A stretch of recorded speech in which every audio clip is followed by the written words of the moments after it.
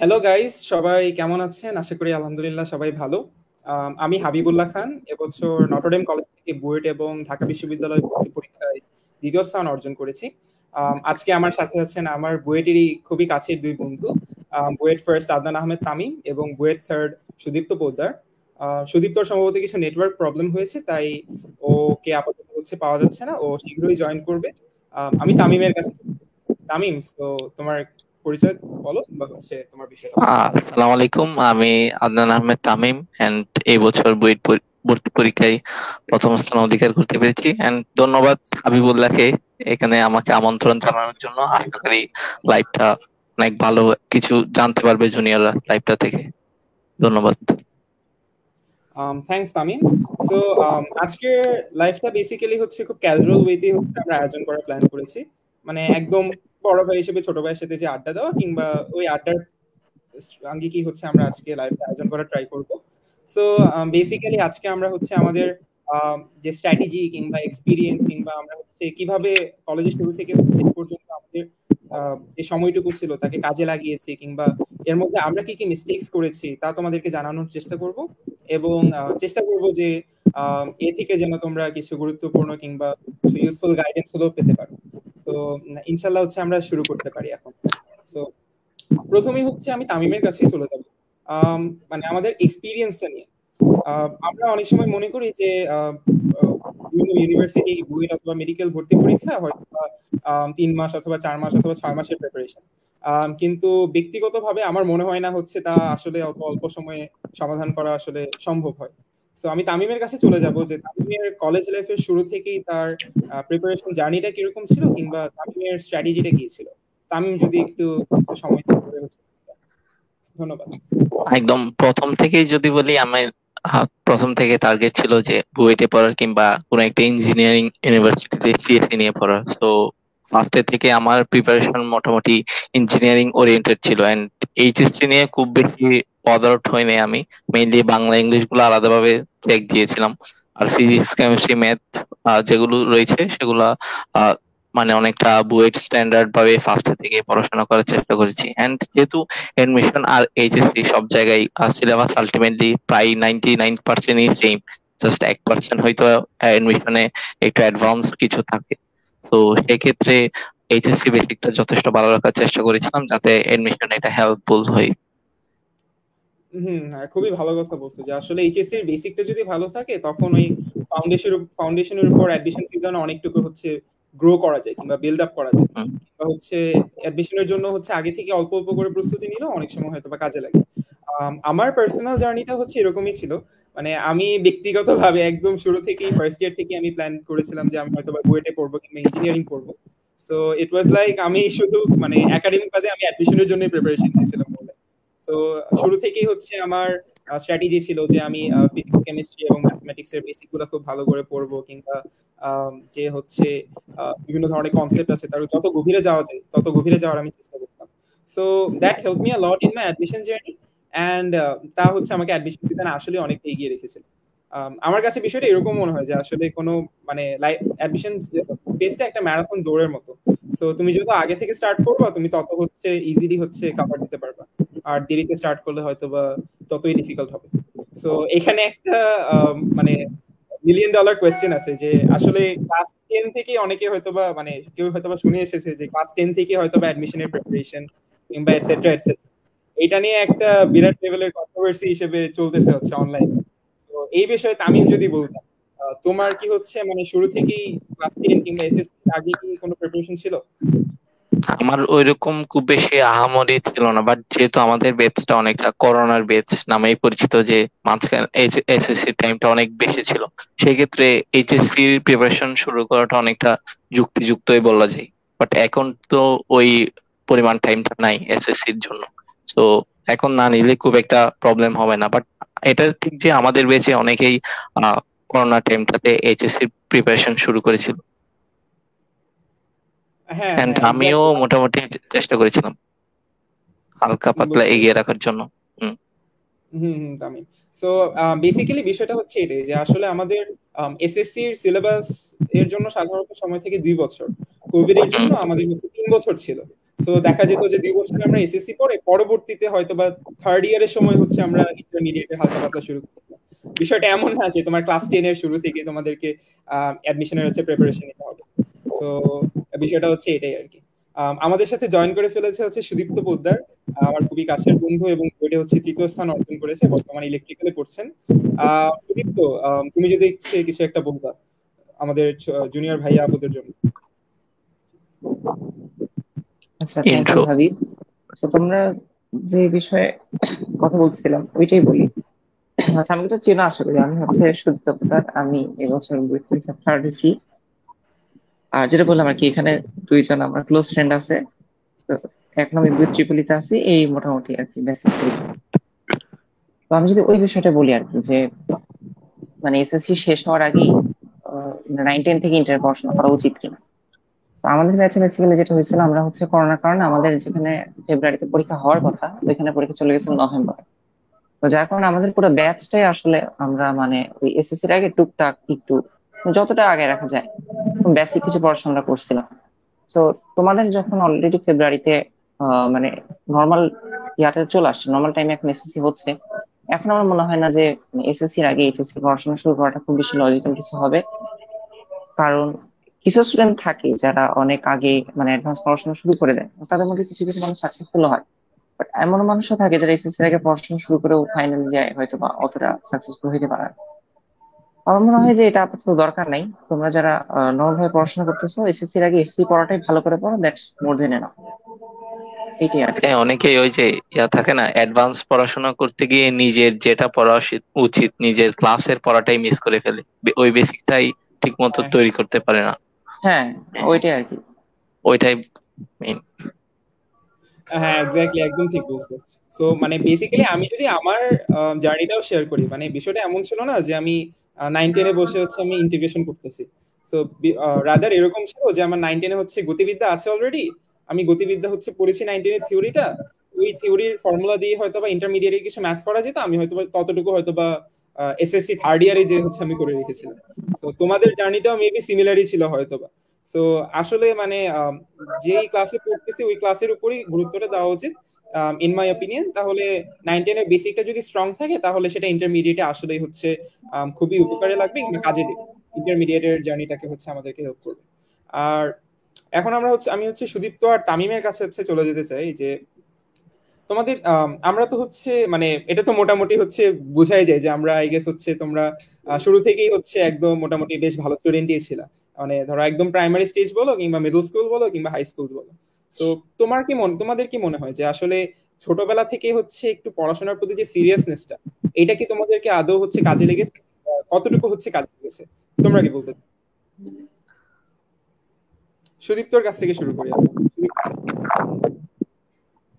সেটা আমার মানে অনেকদিনের একটা এক্সপিরিয়েন্স থেকে বলতে পারি যে যে কোনো অ্যাডমিশন টেস্টে যারা একদম টপ করে, না যে টপ 3 বা টপ 10 বা টপ 20 বলি, সাধারণত নর্মাল যারা ক্রিম স্টুডেন্ট থাকে, মানে একদম ছোটবেলা থেকে অনেক ভালো, ওইরকম স্টুডেন্ট গুলোই কিন্তু ফাইনাল অ্যাডমিশন টেস্টে একদম টপ করে। এরকম সাধারণত হয় না যে এসএসসি পর্যন্ত অতটা ভালো স্টুডেন্ট ছিল না, হুট করে ইন্টার এসে অনেক পরিশ্রম করছে, হ্যাঁ তারা চান্স পায়, বাট একদম টপ কিন্তু আসলে করতে পারে না। সো এটা আমার মনে হয় যে এটা আসলে একটা এফেক্ট ফেলে আর কি, যে তুমি যদি ছোটবেলা থেকে ভালো পড়াশোনা করো, ওই বেসিকটা যদি তোমার ছোটবেলা থেকে থাকে, ওইটা অবশ্যই তোমাকে ইন্টারে যে হেল্প করবে, এটা অবধারিত একটা বিষয়। আমিও টোটালি এগ্রি করি। তামিম যদি কিছু বলতে এই বিষয়ে। হ্যাঁ, ওটাই মেনলি। এসএসসি আগ পর্যন্ত যদি ডিসিপ্লিন ওয়েতে পড়াশোনা করেন, এইচএসসি তে এসে যদি পারফেক্ট পরিশ্রম প্লাস গাইডলাইনটা নিয়ে যদি ফার্স্টে থেকে পড়াশোনা করে, তাহলে যে কারো ক্ষেত্রে আমার মনে হয় ভালোভাবে পড়াশোনা করা, ভালোভাবে রেজাল্ট করা সম্ভব। অ্যান্ড মেইনলি যেটা, এসএসসির আগে তো খুব বেশি প্রেশার থাকে না আমাদের, সেক্ষেত্রে একটা ডিসিপ্লিন ওয়েতে পড়াশোনা করলেই কিন্তু খুব ভালোভাবে রেজাল্ট করা যায়। আমার ক্ষেত্রে যেটা বলি যে মানে স্কুল লেভেলে থাকতে খুব আহামরি তেমন পড়াশোনা করতাম না, মানে রেগুলার থাকতাম, বাট ওই যে একটু আধটু পরে মোটামুটি টপ 3-তে চলে যেতাম আর কি, এরকমই। না না, আমারও হচ্ছে, আমার কাছে মনে হয় এরকমই যে আসলে অ্যাডমিশন টেস্টের জন্য সেগুলো আসলে ম্যান্ডেটরি না, তবে পার্সোনালি মনে হয় যে ম্যাথের বেসিকটা হয়তো বা আমার ক্ষেত্রে কিছুটা কাজে দিয়েছে, কিছুটা হলেও কাজে দিয়েছে। আর যে রেগুলারিটি মেনটেন করা শুধু হচ্ছে ওই বিষয়টা হয়তো বা আমাদের ক্ষেত্রে কাজে দিয়েছে। বাট বিষয়টা এমন না যে মানে আমি একটা আগে বিষয় অ্যাড করি। বলো শিওর ডেফিনেটলি। যেমন হচ্ছে আমার একটা বিষয় বলি যে ইংলিশের যে ব্যাপারটা, আমি কিন্তু ইন্টার টাইমে এসে ইংলিশ তেমন পড়ি নাই বলতে গেলে। মানে আমি ফার্স্ট ইয়ার ইংলিশ কিছুই পড়ি নাই ইন্টারে, যা পড়ছি সেকেন্ড ইয়ারে এসে তাও ওই হয়তো বোর্ড প্রশ্ন হালকা পাতলা দেখছি, কিছু কলেজের প্রশ্ন হালকা পাতলা দেখছি। তো আমার পুরা ইন্টারমিডিয়েট যে আমি পাস করছি বলতে গেলে আমার 9-10 পর্যন্ত আমার ইংলিশ যতটুকু পড়া ছিল ওইটার উপর ভিত্তি করে। এবং আমাদের আমি যে পরীক্ষাগুলো দিচ্ছিলাম, মেডিকেলের কথা বলি কিংবা সিকিউরইট এমআইএসটি, যতটুকু ইংলিশ আসছিল মোটামুটি ওই 19 পর্যন্ত যে বেসিক ছিল ওইটার উপর ভিত্তি করে দিছি। আবার এই যে অনেক জায়গায় জিকে আসে, তো দেখা যায় অনেকে যাদের হচ্ছে ছোটবেলায় সমাজ টমাজ ভালো করে পড়া থাকে, ওইটা কিন্তু জিকে তে একটা হেল্প করে। তো কেউ যদি 9-10 পর্যন্ত ভালো করে অনেক পড়াশোনা করে, ওই সমাজ বলি বা ইংলিশ বলি, ফিজিক্স কেমিস্ট্রি ম্যাথ তো অবশ্যই আছে, তোমার ভালো বেসিক থাকলে অবশ্যই সেটা ইঞ্জিনিয়ারিং এর দিকে বা ইন্টার যে কোনো দিকে তোমাকে হেল্প করবে। বাট বাদ বাকি যে সাবজেক্ট গুলো বাংলা ইংলিশ তারপরে হচ্ছে সমাজ, এইগুলাও কিন্তু হেল্প করে কোনো না কোনো ভাবে। না, আমি টোটালি এগ্রি করি। মানে আসলে হচ্ছে এগুলা মানে মানে খুবই গুরুত্বপূর্ণ ভূমিকা রাখে।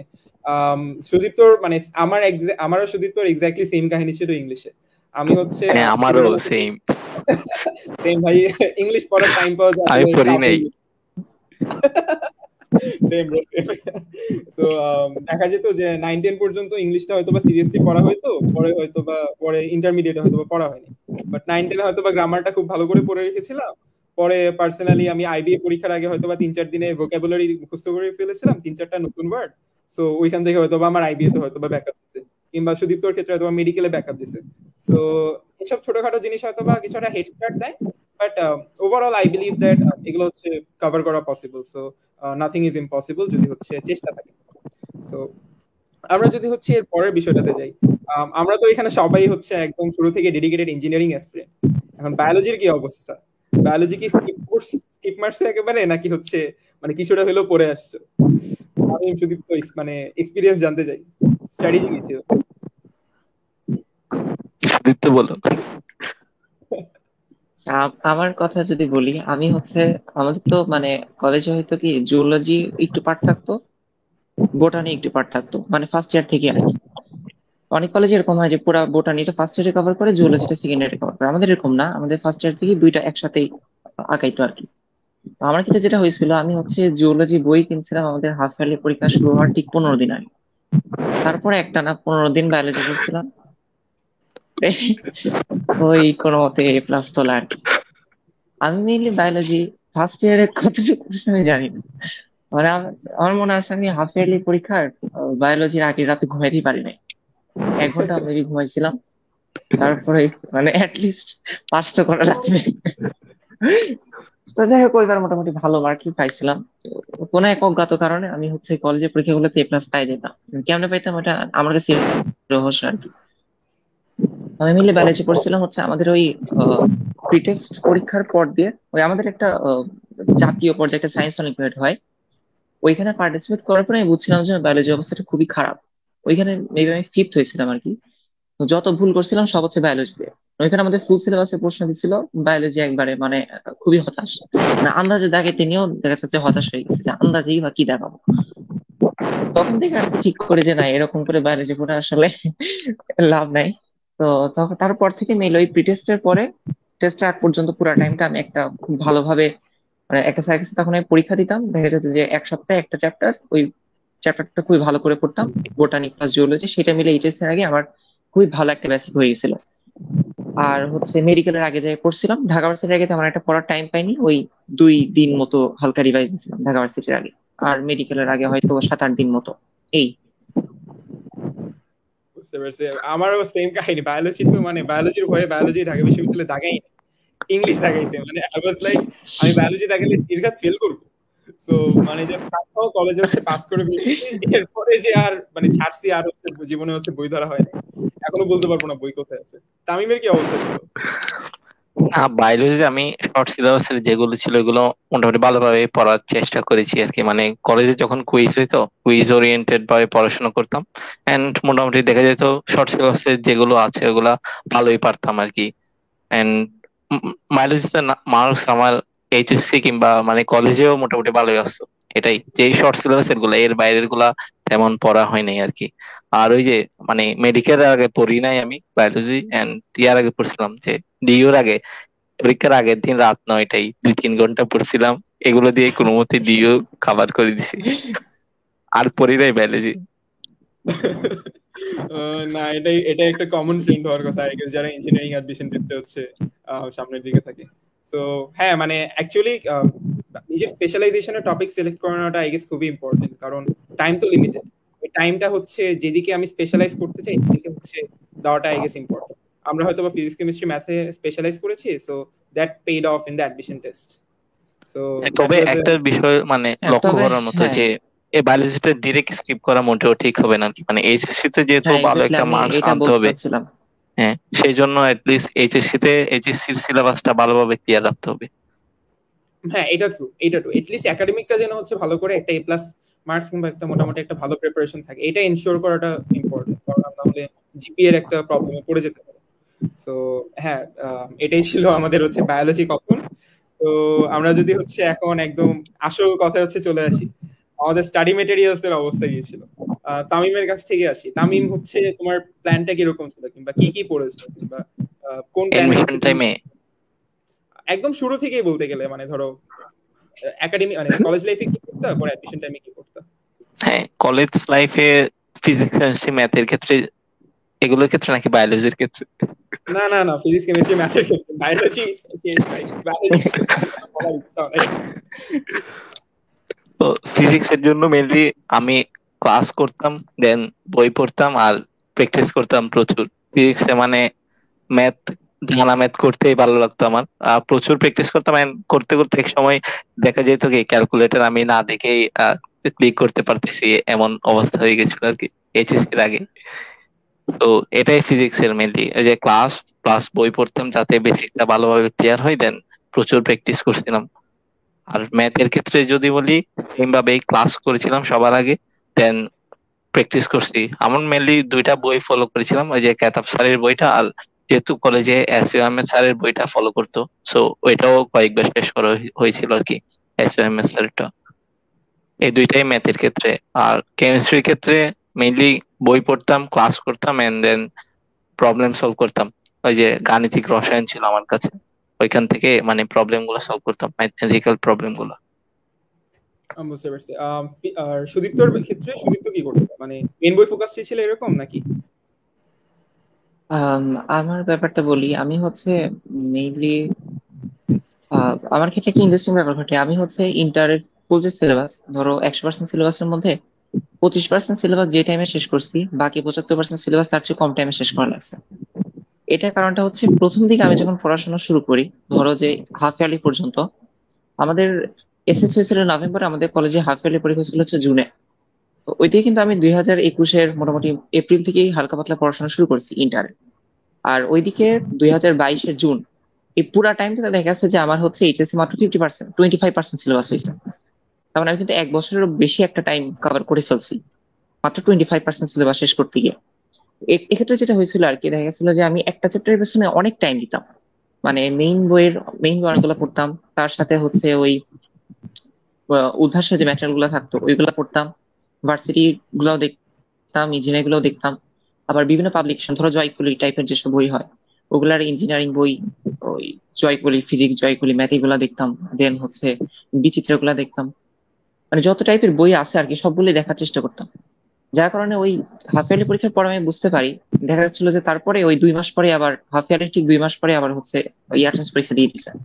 তো তখন আমি বুঝতে পারি যে এত স্লো ভাবে পড়লে আসলে হচ্ছে না, একটু স্পিড বাড়ানো লাগবে। তখন আর কি আমার ফোকাসটা ছিল পুরাটাই মেইন বই, যে আমি আর যাই হোক মেইন বইয়ে কোনোভাবে স্যাক্রিফাইস করবো না। মেইন বইয়ের প্রতিটা টপিক, প্রতিটা এমসিকিউ, প্রতিটা অনুশীলনী, এটা আমাকে পারাই লাগবে। মানে এক্ষেত্রে একটা বিষয় আমি বলি, অনেকে দেখা যায় যে মেইন বইটা পড়ে বাট ওই মেইন বইয়ের অনুশীলনী সবকিছু সলভ করে না বা উদাহরণ সবকিছু সলভ করে না। এখন যেটা হয় আর কি, দেখা যায় যে একটা মেইন বই পড়ার পরে এমনও হতে পারে যে তুমি ইসাক স্যারের বই পড়ে ইসাক স্যারের অঙ্কই পারতেছ। এটা হতেই পারে, এরকম হয় আর কি, প্রতি চ্যাপ্টারে এরকম দুই একটা ম্যাথ থাকে। এই ম্যাথ গুলোর প্রতি আমার মনে হয় ফোকাস দেওয়া উচিত। অনেকেই একটা সিদ্ধান্তহীনতায় ভোগে যে মেইন বই দিয়ে পড়া শুরু করব নাকি হচ্ছে শুরুতে অ্যাডভান্স জিনিস ধরবো।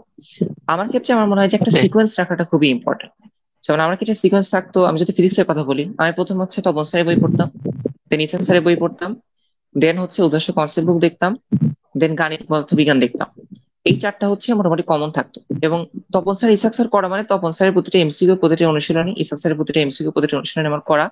এবং কিছু কিছু ম্যাথ দেখবা যে এরকম থাকে যে, ধরো প্রশ্নের ডাটা দেখে তুমি বুঝতেছো যে এই ম্যাথটা এরকম করে করা লাগবে বা এই সূত্র অনুসারে করলে ম্যাথটা মিলে যাবে, বাট অ্যাকচুয়ালি তুমি ম্যাথের কিছুই বোঝো নাই, মানে জিনিসটা কেন এরকম হলো এই জিনিসটা তুমি হয়তো বোঝোই নাই।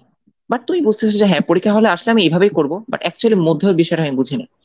তো হয় এরকম মাঝে মাঝে। কেসে আমি মানে হ্যাঁ, এইগুলাতে আমি চেষ্টা করতাম যে মানে একদম ডিপ থেকে যতটা ভিতরে ঢুকে বোঝা যায় এটা চেষ্টা করতাম। দেখা যাচ্ছে যে ইসাক স্যারের একটা ম্যাথ বোঝার জন্য আমাকে হয়তো ফিজিক্স ওয়ালা ভিডিও দেখতে হচ্ছে, বা হচ্ছে ইসাক স্যারের ওই ক্যাপাসিটির একটা অঙ্ক বোঝার জন্য আমাকে কনসেপ্ট অফ ফিজিক্স পড়তে হচ্ছে। তো এরকম করে আমি কখনোই ওইভাবে টার্গেট করতাম না যে আমি শুরু করবো ইরোটপ দিয়ে, শুরু করবো ফান্ডামেন্টালস অফ ফিজিক্স দিয়ে, এরকম না। আমি একটা মেইন বই শুরু করবো, মেইন বইয়ের কোনো একটা কনসেপ্টে আমি যদি আটকে যাই, মেইন বইয়ের কোনো একটা ম্যাথে যদি আমি আটকে যাই, তখন এই পার্টিকুলার টপিক ক্লিয়ার করার জন্য আমার যে বইটা পড়া উচিত, যে ইউটিউব ভিডিও দেখা উচিত, সেটা আমি প্রেফার করতাম। তো এই আর কি। আর অ্যাডমিশন টাইমে এসে উদ্ভাসের ম্যাটেরিয়াল গুলো দেখতাম। উদ্ভাসে কিছু কিছু ম্যাটেরিয়াল আমার এইচএসসির আগে, এটা সবার ক্ষেত্রেই হয় আর কি, যাদের ইঞ্জিনিয়ারিং প্রিপারেশন একটু ভালো থাকে সবার ক্ষেত্রে এই ইঞ্জিনিয়ারিং ম্যাটেরিয়াল গুলো হালকা পাতলা দেখা থাকে, একটা মানে বেসিক একটা ধারণা নেওয়ার জন্য। তো ওভারঅল বলতে গেলে আমার আর কি মেইন বইয়ে ফোকাস ছিল। আর আমি যদি নাম ধরে বলি আর কি যে কোন ক্ষেত্রে কোন বই, যেমন ফিজিক্স এর ক্ষেত্রে বলতে গেলে ইসাক স্যার, তপন স্যার, এই দুটো আমার সবসময় ফার্স্ট প্রায়োরিটি ছিল। কেমিস্ট্রির ক্ষেত্রে হচ্ছে হাজারি স্যার, কবির স্যার। আর ম্যাথের ক্ষেত্রে আমি প্রথম থেকেই কেতাব স্যারের বইটাকে প্রায়োরিটি দিতাম, দেন টাইম পাইলে হচ্ছে এসইউ স্যার, অসীম স্যার, এগুলো দেখতাম। এই আর কি। এই মোটামুটি পরে হচ্ছে কোন একটা টপিক না বুঝতে পারলে সেটার জন্য যতটুকু মানে যতটুকু পর্যন্ত যাওয়া দরকার আমি ততটুকু অ্যাডভান্স পড়াশোনা করতাম। এই হচ্ছে মোটামুটি। বুঝতে পারছি সুদীপ্ত। তুমি খুবই একটা মানে নভেল একটা আইডিয়া দিছো যে আসলে আমাদের একাডেমিকে যে থিওরি গুলো আছে সেগুলোই হচ্ছে আমরা ভালো করে পড়বো, কিংবা একাডেমিকের ম্যাথ গুলোই ভালো করে পড়বো। এখন এর মধ্যে কোনো একটা টপিক আমি বুঝতেছি না কিংবা আমি আর কনসেপ্টটা ক্লিয়ার হচ্ছে না, তখন আমি হয়তো বা বাইরের বইতে কিংবা তুমি আইআইটি বলো কিংবা ইউরোপ বলো এটসেট্রা, যেখানেই পারো তুমি ফিজিক্স বলো ভিডিও বলো সেখানে তুমি গেলা। এটা একটা খুবই ভালো একটা স্ট্র্যাটেজি বলছো। আমি যদি আমার জার্নিটা শেয়ার করি, এটা বেসিক্যালি এরকমই ছিল। আমার ফার্স্ট ইয়ার মানে আমার যদি স্টেপ ওয়াইজ বলি, স্টেপ ওয়ান ছিল হচ্ছে আমি বোর্ড বইগুলো করতাম। বোর্ড বই করার পর হচ্ছে আমি যে উদ্ভাসের যে ম্যাটেরিয়ালস গুলো আছে কিংবা যে প্রশ্ন ব্যাংক, কনসেপ্ট বুক, প্র্যাকটিস বুক সেগুলো করতাম। তারপর হয়তোবা যদি কোনো কোনো টপিক হয়তোবা ভালো লাগে তখন হয়তোবা আমি কোনো পাবলিকেশনস এর বই হয়তোবা ট্রাই করতাম। যেমন জয়কুলের বুয়েট ম্যাথের হয়তোবা কিছু ডিফিকাল্ট প্রবলেম ছিল, সো আমি শুধুমাত্র হয়তোবা বুয়েট ম্যাথের ওই 3-4টা পেজ হয়তোবা আমি পড়েছি। সো এগুলো শেষ করার পরে হয়তোবা আমি হচ্ছে আইআইটির প্রবলেম সলভিং এ যেতাম। সো আমার স্টেপ ওয়াইজ প্রসেস বলতে গেলে আমার কেসে হচ্ছে এরকম ছিল। সো আই থিঙ্ক সুদীপ্ত আর তামিমের ক্ষেত্রে হচ্ছে বিষয়টা অনেকটা এরকমই হবে।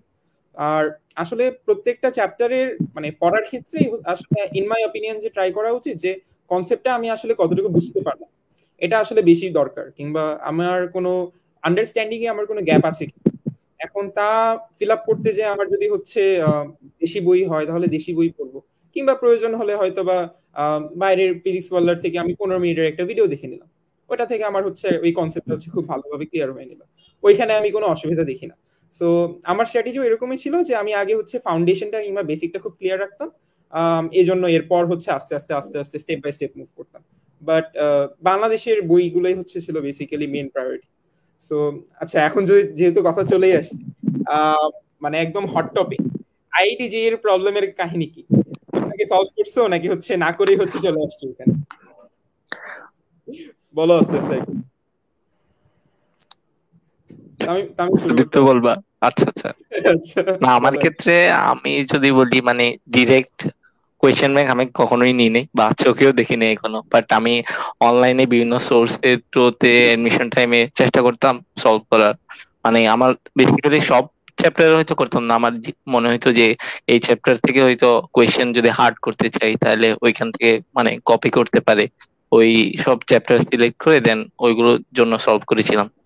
বিশেষ করে যে ম্যাথের ক্ষেত্রে যদি বলি কনিক্স এর ক্ষেত্রে, দেন ইন্টিগ্রেশন, ডিফারেন্সিয়েশন, এগুলোর ক্ষেত্রে এরকম কিছু স্পেশাল চ্যাপ্টার থাকেই যেখান থেকে মানে চাইলেই কঠিন করা যায়, এন্ড ওইখান থেকে কপি করার একটা সম্ভাবনা থাকে, প্রিভিয়াস ইয়ারের স্ট্র্যাটেজি থেকে বোঝা যায় আর কি। সো আমি ওইভাবেই করেছি, মানে ডিরেক্ট আইআইটির কোয়েশ্চেন ব্যাংক এনে ফার্স্ট ও লাস্ট সলভ করিনি। সুদীপ্তর কি স্ট্র্যাটেজি ছিল, মানে আইআইটি পড়তে নাকি হচ্ছে? হ্যাঁ, আমার ক্ষেত্রেও আসলে স্ট্র্যাটেজি সেম, এই ক্ষেত্রে সেম ছিল। মানে আক্ষরিক অর্থে আইআইটি জি প্রশ্ন সলভ করা বলতে যেটা বোঝায়, আমি ওইরকম ভাবে কখনোই করি নাই। আমার ক্ষেত্রে স্ট্র্যাটেজি ছিল এরকম যে, যে জিনিসগুলো ভালো, যে জিনিসগুলো কনসেপচুয়াল, সেটা যদি আইআইটি প্রশ্ন ব্যাংকের পার্ট হয়, ওটা অটোমেটিক্যালি আমার সামনে আসবে। সেটা যদি উদ্ভাসী ম্যাটেরিয়ালের থ্রু হয়, অথবা সেটা আহ, যেটাই বলি, আমি যদি নাম ধরে বলি এসিএস মুভি ভার্সন, যেটাই হোক, আমি বেসিক্যালি অনেকগুলো রিসোর্স দেখতাম। তো যদি কোনো একটা জিনিস আমার জানা দরকার হয়, সেটা অটোমেটিক্যালি কোনো একটা টিচারের থ্রুতে আমার সামনে চলে আসবে।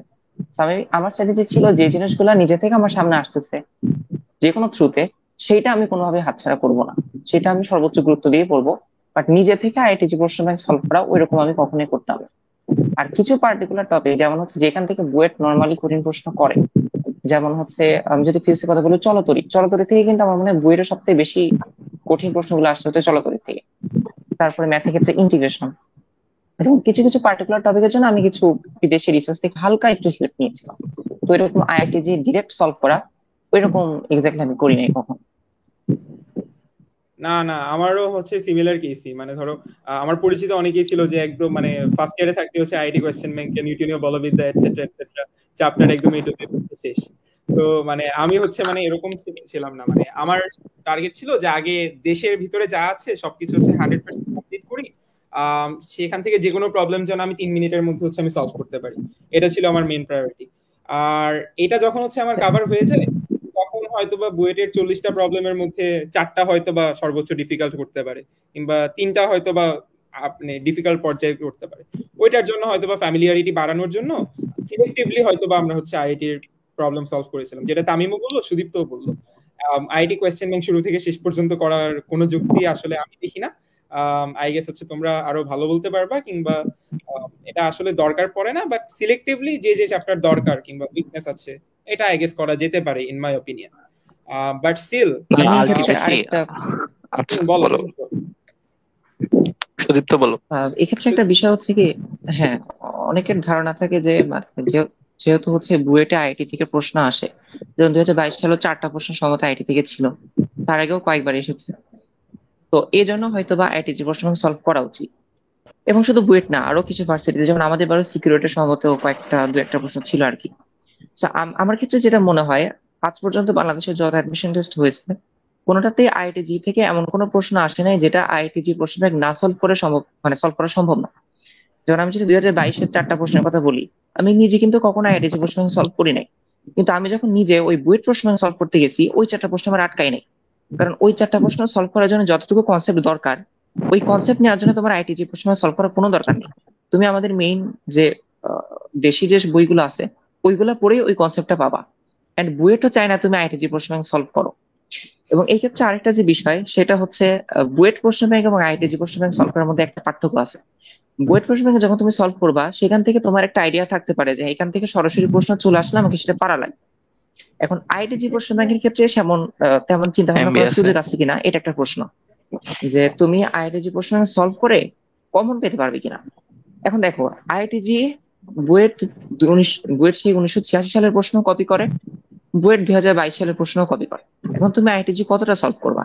একটা বছরে আইআইটিজির হচ্ছে মেইন, যে আইআইটিজির দুইটা পার্ট, একটা হচ্ছে জি মেইন, একটা হচ্ছে জি অ্যাডভান্স। জি মেইন কিন্তু অনেকগুলা পার্টে হয়, অনেকগুলা হচ্ছে যেটাকে বলে একটা বছরে বোধহয় 2-3 বার হয় আমার জানা মতে, বাট অ্যাডভান্স অনেকগুলো হয়। এখন তুমি কত দূর সলভ করবা? কমন পাইতে গেলে তোমাকে 2022 এগুলো সলভ করা লাগবে, 1986 সালে গুলো সলভ করা লাগবে। এবং আইআইটিজির প্রশ্ন কখনো এরকম হয় না যে তুমি একবার সলভ করলে ওইটা তোমার সারা জীবন মনে থাকবে, ব্যাপারটা এরকম না। এরকম হইতে পারে তুমি একটা প্রশ্ন বাসায় সলভ করছো, ওই সেম প্রশ্ন তোমার হয়তো পরীক্ষায় আসছে, বাট তুমি পারো নাই। যেমন এই যে আমাদের বইটা যে ইন্টিগ্রেশনের ম্যাথটা আসছিল, অনেকেই আমি শুনছি যে ওইটা নাকি বাসা থেকে ঠিক করে গেছে, বাট পরীক্ষা হলে যে মিলাইতে পারে নাই। মানে এরকম হয়েছে যে ওর অ্যান্সার মনে আছে, ও মাঝখানে কিছুই পারে নাই, বাট নিচে সঠিক অ্যান্সারটা লিখে দিচ্ছে। তো এরকম কিন্তু হয়, তুমি আইআইটি প্রশ্ন সলভ করলেই যে বইটা যদি চলেও আসে, কঠিন প্রশ্ন যদি এমন আসে যে ওই প্রশ্ন তোমার আগে না সলভ করে থাকলে তুমি পারবা না, এমন কোনো অ্যাসিউরিটি নাই যে তুমি জাস্ট একবার এটা সলভ করছো জন্য বইটা আসলে তুমি এটা পারবা, এটা কোনো নিশ্চয়তা নাই। তো এটা হচ্ছে বিষয়। না, আমি টোটালি এগ্রি করি। আসলে মানে প্রশ্ন কমন ফালানোর চাইতে আমার মনে হয় প্রবলেম সলভিং এবিলিটিটা গ্রো করা জরুরি, যেটার একটা ক্ষুদ্র একটা মাধ্যম হতে পারে আইআইটি জেই। কিন্তু প্রবলেম সলভিং এবিলিটিটা হ্যাঁ, যদি গ্রো এক্স্যাক্টলি। করি, তাহলে আমরা যেখান থেকে প্রশ্ন আমরা পারবো। সুদীপ্ত যেটা বললো, ফর এক্সাম্পল ও আইডি কোয়েশ্চেন ব্যাংক চেক না করে ও হয়তো বা হচ্ছে ওই প্রবলেম গুলো সলভ করতে পারছিল, কিংবা আমরা হয়তো বা প্রবলেম সলভিং এ ভালো হলে আমরা হচ্ছে সেগুলো দেখতে পারবো। আর সো বেসিক বিষয়াদি হচ্ছে এটাই। আর আমি আরেকটা বিষয় আসলে বলে রাখি যে আসলে দেখা যায় যে আমরা অনেকেই হয়তো বা মানে আইআইটির পিছনে হচ্ছে অনেক বেশি হচ্ছে সময় ইনভেস্ট করে ফেলি। আমি এটার আসলে প্রয়োজন কি ধরো টোটাল স্টুডেন্ট বেজের 0.01%। কারণ হচ্ছে আইআইটি যেই সলভ করার আগে আমাদেরকে আসলে দরকার যে বই থেকে কিংবা আমাদের দেশীয় কারিকুলামের যে প্রশ্নগুলো আসে সেগুলোকে 100% অ্যাকুরেটলি অ্যান্সার। তো একটা সহজ একটা প্রশ্ন ভুল করে আমি যদি একটা আইআইটি প্রবলেম পারি তাহলে তো কোনো ভ্যালিউ নাই। সো ইন মাই অপিনিয়ন যে আসলে আগে নিজেকে একটু জাজ করা উচিত যে আমি আসলে কোন দিকে আমার রিয়েলিস্টিক গোলটা হওয়া উচিত। সেই রিয়েলিস্টিক গোলের সাপেক্ষে হচ্ছে আমাদের ট্রাই করা উচিত যে আমি কি বইটা হচ্ছে ফার্স্ট সেকেন্ড থার্ড এর জন্য অ্যাটেম্প্ট নিচ্ছি, নাকি হচ্ছে আমি বইটে অন্য কোনো একটা সাবজেক্টে পড়ার জন্য হচ্ছে আমি অ্যাটেম্প্ট নিচ্ছি। সো ওই অনুযায়ী হচ্ছে আমাদের ট্রাই করা উচিত। বুয়েটে চান্স পেতে কিংবা বুয়েট সিএসসি অথবা বুয়েট ট্রিপল পাওয়ার জন্য তো আইআইটি যেই লাগেই না। ইনফ্যাক্ট হচ্ছে মানে এবার আইআইটি জিই থেকে একটা প্রশ্ন হচ্ছে কমন পড়েনি। সো এটা না পড়েও আসলে হচ্ছে ফার্স্ট সেকেন্ড থার্ড পর্যন্ত হয়ে যাওয়া যায়। বাট যারা ফার্স্ট সেকেন্ড থার্ডে ওরা নর্মালি হচ্ছে একটু বেশি এফোর্ট দেয়। সো সেটার পার্ট হিসেবে অনেকে হয়তো বা কিছুটা হলেও সলভ করে প্রবলেম সলভিং এবিলিটিটা বাড়ানোর জন্য। সো ইন মাই অপিনিয়ন হচ্ছে প্রবলেম সলভিং এবিলিটিটা গ্রো করা জরুরি। আর নিজের প্রয়োজনটা আসলে বোঝা উচিত যে আমার আসলে কতটুকু দরকার কিংবা আমার কোন জায়গায় হচ্ছে ফোকাস করা উচিত। সো আমি হচ্ছে এটাই বলতেছি। সো আই গেস হচ্ছে আমরা বিষয়টা বুঝতে পারছি। না, আলটিমেটলি একটা অ্যাড করতেছি আমি। হ্যাঁ, এখন যে উদ্ভাস এসিএস যেগুলো আছে কোচিং সেন্টার গুলা, বেশিরভাগের ম্যাটেরিয়ালস গুলোতেই কিন্তু অনেকগুলো ইম্পর্টেন্ট কোয়েশ্চেন চলেই আসে আইআইটির। আমি যেটা এক্সপিরিয়েন্স করেছি আর কি, মানে উদ্ভাস বলো কিংবা এসএস এর প্র্যাকটিস শিট বলো, সব জায়গায় থাকে।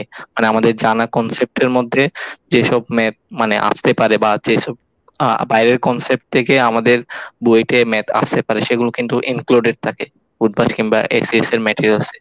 তো ওইটা দেখেও আলটিমেটলি বোঝা যায় যে কতটুকু আমার পড়তে হবে বা পড়তে হবে না। হ্যাঁ হ্যাঁ, ট্রু, এক্স্যাক্টলি ঠিক কথা বলছো। সো আমরা যদি এখন হচ্ছে তাহলে কোচিং এর বিষয়টাতে হচ্ছে আসি। আসলে সেলফ স্টাডি ভার্সেস হচ্ছে কোচিং, এটা নিয়ে একটা বেশ ভালো একটা ডিবেট হতে পারে। তামিম যেটা বললো যে হচ্ছে কোচিং এর ম্যাটেরিয়াল গুলোতে হয়তো বা অনেক কিছু হচ্ছে অ্যাড হচ্ছে, সো আমরা হয়তো ম্যাটেরিয়ালটা ইউজ করতেছি। আবার অনেক সময় দেখা যাচ্ছে যে কেউ হয়তো বা কোচিং এর ক্লাস করতে করতে হচ্ছে সময় ব্যয় করে দিচ্ছে। তোমাদের হচ্ছে পার্সোনাল স্ট্র্যাটেজিটা কিরকম ছিল, কিংবা কতগুলো কোচিং হচ্ছে তোমরা মোটামুটি সামাল দিয়েছো, কিংবা কোচিং এর প্রতি এফোর্ট দিতে বেশি নাকি সেলফ স্টাডির উপর হচ্ছে বেশি এফোর্ট দিতে, কিংবা কিভাবে বিষয়টাকে হচ্ছে হ্যান্ডেল করতে? সুদীপ্তর কাছে চলে যায় যদি। আমি সবসময় হচ্ছে সেলফ স্টাডিকে বেশি প্রায়োরিটি দিতাম। মানে আমার আসলে আমার নিজের পড়াটাকে এমনভাবে সাজাতাম যেন হচ্ছে কোচিং এর বিষয়ের সাথে মিলে। কারণ আমার যদি এখন উইকলির আগে আমি উইকলিকে টার্গেট করেই পড়তাম, নিজের মতো করেই পড়তাম, আমি হয়তো বা কোচিং এর ম্যাটার গুলো থেকে হেল্প নিতে পারতাম। বাট কখনোই এমন না যে কোচিং একটা জিনিস পড়ায় নেই জন্য আমি নিজে ওইটা কখনোই পড়বো না। ব্যাপারটা ওরকম না। পড়াশোনার ক্ষেত্রে আমি কোনটাকে ফলো করব, কোন জিনিসগুলো পড়বো, কোন কনসেপ্টের উপর বেশি গুরুত্ব দিব, এগুলো টোটালি আমি নিজের উপরেই ডিপেন্ড করতাম। কোচিং থেকে হাইস্ট হয়তো ওই কিছু প্রবলেম কালেক্ট করতাম বা হচ্ছে ওই এক্সট্রা প্র্যাকটিসের জন্য এইসব ক্ষেত্রে হেল্প নিতাম। বাট ওভারঅল আমি নিজে পড়ার উপরই ডিপেন্ড করতাম। হ্যাঁ, খুব মানে মানে একদম কারেক্ট কথা বলছো। বেসিক্যালি আসলে নিজে পড়ার আসলে বিকল্প নাই, কারণ কোচিং সেন্টার এট বেস্ট তোমাকে হয়তো বা গাইড করতে পারে কিংবা তোমাকে ম্যাটেরিয়ালস হয়তো বা প্রোভাইড করতে পারে। এখন এটাকে ইউটিলাইজেশনের জন্য আসলে নিজেকে হচ্ছে এফোর্টটা দেওয়া জরুরি। আমার স্ট্র্যাটেজিটাও বেসিক্যালি এরকমই ছিল। আমি একটা ইউনিক স্ট্র্যাটেজি হচ্ছে ফলো করেছিলাম। রাদার বলতে গেলে দেখা যেত যে আমি সেলফ স্টাডির মধ্যেই কোচিং এর বিষয়টাকে ইনকর্পোরেট করতাম। সো দেখা যেত আমি হয়তো বা 2-3 জায়গায় কিংবা 4-5 জায়গায় হয়তো বা ভর্তি আছি, সেখান থেকে ক্লাস না করে আমি পিডিএফটা হয়তো বা কালেক্ট করলাম, কিংবা ম্যাটেরিয়ালসটা কালেক্ট করলাম। আমি যখন সেলফ স্টাডি করতেছি তখন আমি হয়তো ওই পিডিএফটা দেখে হচ্ছে প্রবলেমগুলো সলভ করে নিচ্ছি। সো আমার আসলে ওদের কাছ থেকে ম্যাটেরিয়ালটাও হয়তো বা পাচ্ছি, কিংবা আমার হয়তো বা ওই পরিমাণ টাইমটা হচ্ছে ডেডিকেট করা লাগতেছে না। সো আমার এটা একটা বেশ ভালো একটা স্ট্র্যাটেজি ছিল, that help me quite a lot. তামিমের তামিম কি শুনতে পাচ্ছো নাকি নেটওয়ার্ক ইস্যু? হ্যাঁ হ্যাঁ, শোনা যাচ্ছে। ওকে ওকে, তামিমের বিষয়টা কিরকম ছিল যে তুমি কি হচ্ছে মানে সেলফ স্টাডি কি বেশি গুরুত্ব দিতা নাকি ক্লাসের উপর বেশি ফোকাস করতা? না অবশ্যই এটা ডিপেন্ড করে না যে সেলফ স্টাডি কিংবা ক্লাস ফার্স্ট একটা ন্যূনতম বেসিক সবারই দরকার হয়। ওইটা করার পর কেউ ডিসিশন নিতে পারে যে আমি এক্সট্রা আর ক্লাস করব নাকি নিজে নিজে প্র্যাকটিস করব। আমার ক্ষেত্রে ওইটাই ছিল যে ফার্স্ট আমি যেহেতু 22 ব্যাচের সাথে একবার ইঞ্জিনিয়ারিং ব্যাচে ভর্তি ছিলাম অনলাইনে, তো আমি 22 ব্যাচের সাথে মোটামুটি ক্লাসগুলা কমপ্লিট করেছিলাম। সো দেন আমাদের বেঁচে যখন আসে তখন সব ক্লাস হয়তো আমার করতে হয় নাই, যেগুলো ইম্পর্টেন্ট মনে হয়েছে ওগুলাই জাস্ট ক্লাস অ্যাটেন্ড করছি, বাকিগুলো স্লাইড দেখেছি। মানে মোটামুটি আমি চেষ্টা করছি যে আমি যেসব জায়গায় ভর্তি ছিলাম কোনো জায়গায় থেকে যাতে কোনো বেসিক আমার গ্যাপ না যায়, সব বেসিক কালেক্ট করতাম সব সব জায়গা থেকে, এন্ড প্র্যাকটিস প্রবলেম গুলা ক্লাসের গুলা সলভ করতাম আর কি। তো এটাই ছিল, মানে লাস্টের দিকে এসে খুব একটা ক্লাস করা হয় নাই, রেদার ক্লাসের স্লাইডই বেশি দেখতাম একদম লাস্টের দিকে। বুঝতে পারছি। সো ওভারঅল যদি বলি তাহলে বিষয়টা এরকম হবে যে আমরা সামারি করতে গেলে প্রথমে আমরা বেসিকে ফোকাস করব, বেসিকটা হচ্ছে ভালো করে করব। এজন্য যদি ক্লাস দরকার হয় ক্লাস, কিংবা নিজে বেসিক অলরেডি ক্লিয়ার থাকলে ক্লাসের দরকার নেই। আর পরে হচ্ছে ফার্দার নিজে যত সেলফ স্টাডি কিংবা প্র্যাকটিস করা যায় ততই হচ্ছে গুরুত্বপূর্ণ। আর সেক্ষেত্রে সেলফ স্টাডির সাথে আমরা চাইলে হয়তোবা কোচিং সেন্টারে হচ্ছে ম্যাটেরিয়ালস কিংবা ক্লাস কন্টেন্টকে হচ্ছে আমরা ইনকর্পোরেট করতে পারি। যদি পিডিএফ এর থ্রুতে করা যায় তাহলে পিডিএফ, কিংবা দরকার হলে ক্লাসে যাওয়া দরকার পড়লে হচ্ছে ক্লাসে গেলাম, কিংবা দরকার হলে ফ্রেন্ডের কাছে ক্লাস নোট কালেক্ট করলাম। সো এটা একটা স্ট্র্যাটেজি হতে পারে। আর আই গেস ক্লাসে গেলে একটা মানে রেগুলারিটি মেনটেনও হচ্ছে করা যায়। সো এদিক থেকে হচ্ছে আমরা এই বিষয়ে হয়তো বা আমাদেরকে বেশ কিছু সহযোগিতা করতে পারি বিষয়টা। সো এখন কোচিং এর বিষয়টা সুদীপ্ত আর তামিমকে যদি বলি, সুদীপ্ত তো প্রবাবলি হচ্ছে ঢাকায় এসে ফার্ম গেটে হচ্ছে ক্লাস করতে, তোমার সাথে ক্লাসে করেছিলাম ফিজিক্সে। আর তামিম প্রবাবলি হচ্ছে চট্টগ্রামে ক্লাস করতে। এখন এই বিষয়ে তোমরা আই গেস একটা ইউনিক পার্সপেক্টিভ শেয়ার করতে পারবা যে আসলে ঢাকায় এসে ক্লাস করা কিংবা নিজে হোমে বাসায় থেকে হচ্ছে ক্লাস করা, এই দুইটার মধ্যে ডিফারেন্সটা কি, কিংবা তোমাদের পার্সোনাল জার্নিটা কিরকম ছিল, তোমরা যদি একে একে একটু বলতো। তামিম বলতে পারো, কিংবা সুদীপ্ত বললেও হবে, স্টার্ট করতে পারো। হ্যাঁ, আমার ক্ষেত্রে যদি বলি আমি মেনলি চট্টগ্রামেই ছিলাম এডমিশন টাইমে, যেহেতু কলেজের সময় আমি হোস্টেলেই থাকতাম, এন্ড ওইখানে আলটিমেটলি সার্ভিসটা খুব বেশি ভালো ছিল না আর কি। বেশিরভাগ সময় মানে অসুস্থ হয়ে যেতাম। ওই রিস্কটা নিয়ে আমি এডমিশন টাইমে, যেহেতু ওইটা খুবই ক্রুশাল টাইম এন্ড একটা যদি গ্যাপ পড়ে যায় তাহলে মানে বিরাট একটা লস হয়ে যেতে পারে, ওই কারণেই মেনলি বাসায় চলে আসতাম, মানে যাতে নিজের সেফটিটা বজায় রাখতে পারি। এন্ড দেন সেখান থেকে অনলাইন সার্ভিস গুলাই গ্রহণ করেছিলাম মেনলি।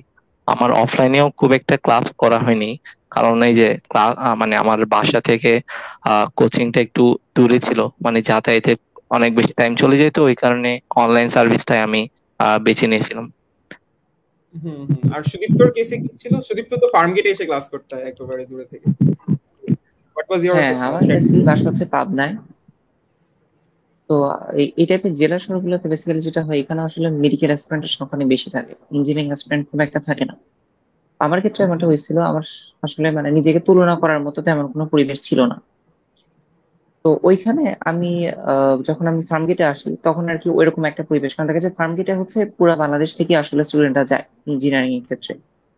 ওইখানে নিজেকে তুলনা করার মতো অনেক স্টুডেন্ট পাওয়া যায়, একটা ভালো পরিবেশ পাওয়া যায়। তো এই বিষয়গুলো আমার ক্ষেত্রে হয়েছিল।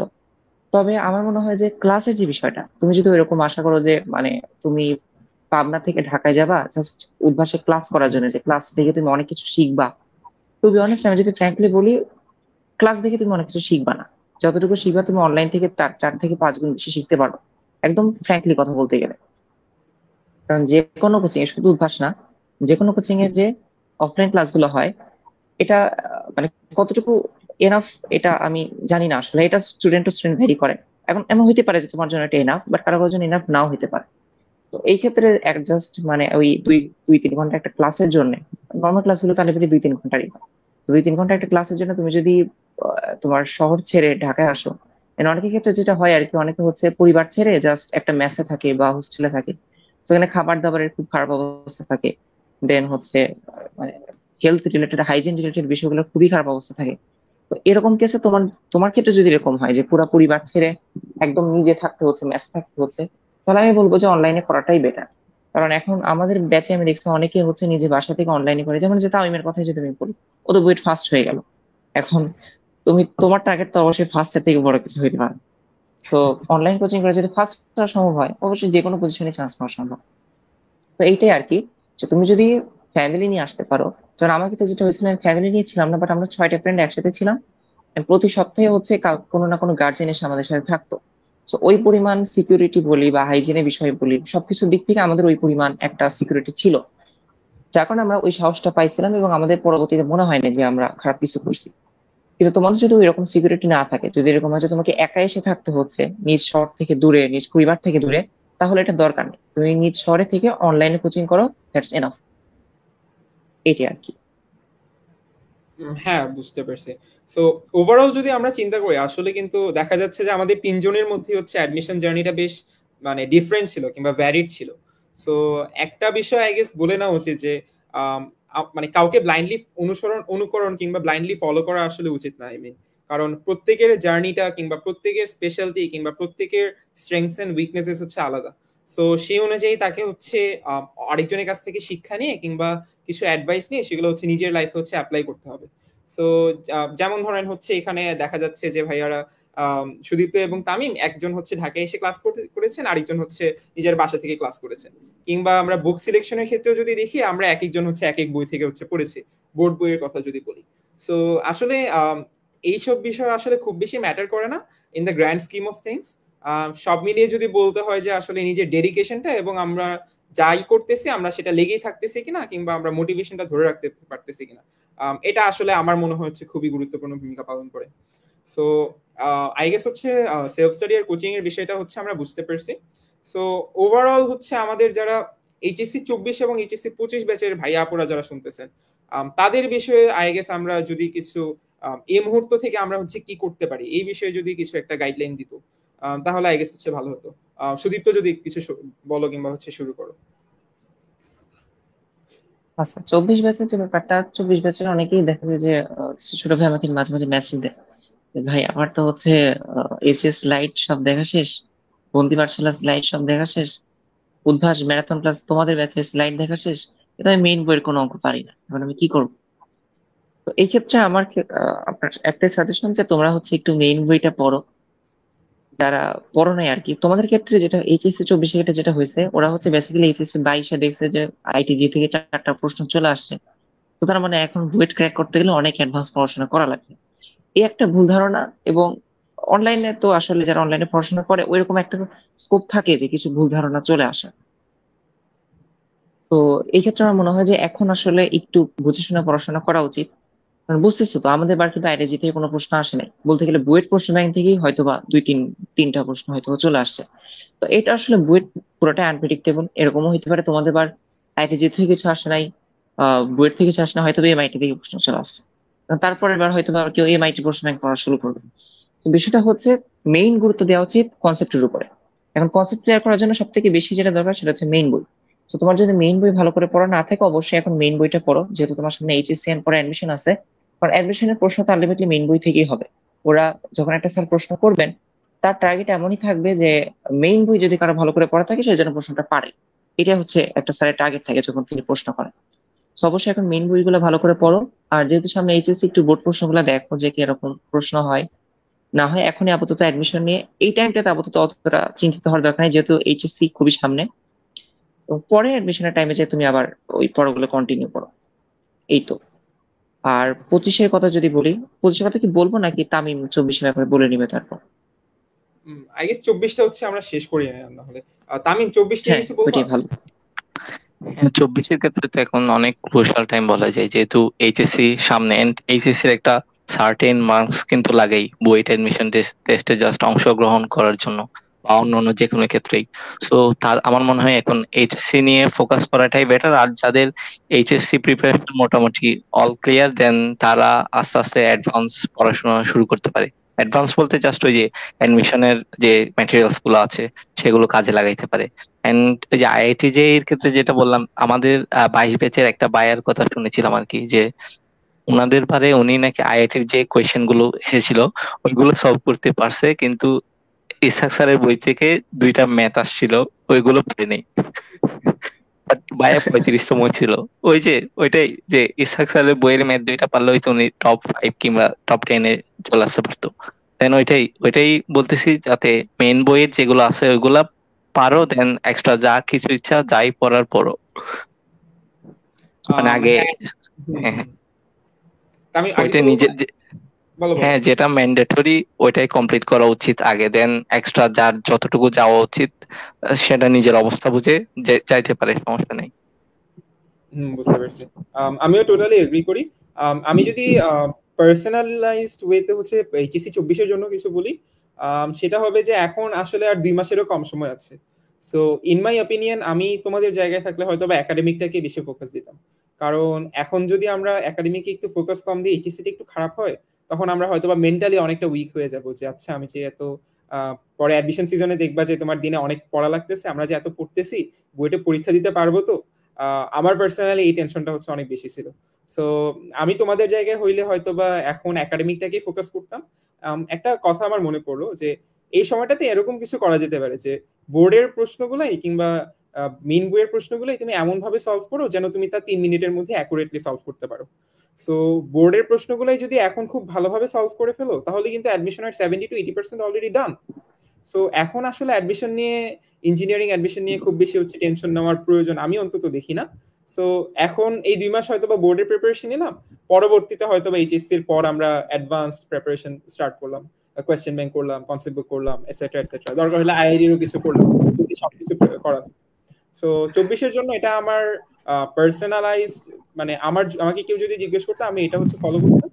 আর 25 নিয়ে যদি অনেকেই ওই যে 24-এর অনেকেই যে বাংলা ইংলিশটাও মানে এখন ভালোভাবে পড়া উচিত আর কি। অনেকের ক্ষেত্রে দেখা যায় পিসিএম অনেক ভালো মার্কস আনে, বাট ওইখানে এ প্লাস মিস বাংলা ইংলিশের ক্ষেত্রে, সেক্ষেত্রে মানে একটা ঝামেলা হয়ে যাইতে পারে, মানে হ্যাঁ জিপিএ নিয়ে। এক্স্যাক্টলি, একদম খুবই গুরুত্বপূর্ণ কথা বলছো। কারণ বাংলা ইংলিশও এখন আসলে কিছুটা পড়ে রাখা উচিত, কিংবা কিছুটা ফোকাস রাখা উচিত। আর না হলে জিপিএ তে প্রবলেম হলে আবার হচ্ছে ইস্যু ফেস করা লাগবে। সো আপাতত হচ্ছে বোর্ড ফোকাস রেখে PCM plus Bangla English ICT etcetera ওই বিষয়গুলোতে হচ্ছে ফোকাস রেখে পরবর্তীতে হচ্ছে অ্যাডমিশন সিজনে আমরা চাইলে দরকার হলে আমরা হচ্ছে অ্যাডভান্স পড়তে পারি। আই গেস এটাই হচ্ছে আমাদের কনসেনসাস 24 ব্যাচ নিয়ে। আর 25 নিয়ে যদি আমরা স্টার্ট করি, 25 নিয়ে যদি তামিম স্টার্ট করে কিছু একটা বলো, কিংবা তোমার কি হচ্ছে প্ল্যান থাকবে যারা 25 ব্যাচে আছে এখন তাদের জন্য। 25 পেজ যদি বলি, তারা এখনো ফার্স্ট ইয়ারে, তো এখনো হিউজ একটা টাইম আছে। ফার্স্টে আপাতত এইচএসসি এর জন্য যা প্রিপারেশন নিচ্ছে তা যাতে মানে একদম ডিরাইভেশন সহ ভালোভাবে যথেষ্ট কনসেপ্ট নিয়ে শেষ করে আর কি, এটাই মেন কথা থাকবে তাদের উদ্দেশ্যে। এন্ড এই যে নতুন প্রবলেম সলভ করার যে প্র্যাকটিসটা, সেটা আমার মনে হয় এখন থেকে করা উচিত। অনেকে দেখা যায় মানে একটা প্রবলেম ফেস করছি, দেন ওইটা সলিউশন দেখে দিচ্ছি সাথে সাথেই, পারতেছি না মনে করে। বাট আমার যেটা মনে হয় যে একজন স্টুডেন্টের উচিত 25 ব্যাচে যারা আছে, যে একটা প্রবলেম দেখতেছে ওইটা অ্যাটলিস্ট 15-20 মিনিট না পারলে নিজে থেকে চেষ্টা করা, দেন এরপর এর থেকে বেশি যদি টাইম লাগে দেন সলিউশন দেখতে পারে, বাট লিস্ট ওইটা আর কি, যে 10-15 মিনিট যাতে লিস্ট নিজে থেকে চেষ্টা করে যে সলভ করার। এন্ড এটা আলটিমেটলি সব জায়গায় হেল্প করবে, ওকে এডমিশন টাইমে প্রচুর হেল্প করবে। আমি একদম খুবই ভালো কথা বলছো যে আমিও পার্সোনালি হচ্ছে সিমিলার প্রসেসই ফলো করতাম। যে দেখা যেত যে প্রবলেম ট্রাই করতে দেখা গেছে একদম শুরুর দিকে একটা ট্রিগোনোমেট্রির একটা প্রবলেম পারতেছি না, ওইটা চিন্তা করতে আমি সারাদিন কাটিয়ে দিছি, তাও পারি নাই, পরে হচ্ছে পরের দিন হচ্ছে আমি সলিউশন দেখছি। এইরকম চিন্তা করার অভ্যাস তৈরি করাটা আসলে জরুরি। আমরা চিন্তাশীল নাগরিক এবং দক্ষ নাগরিক চাই। আমরা ভালো নাম্বারধারী এরকম চিন্তাশীল নাগরিক হওয়াটা বেশি দরকারি।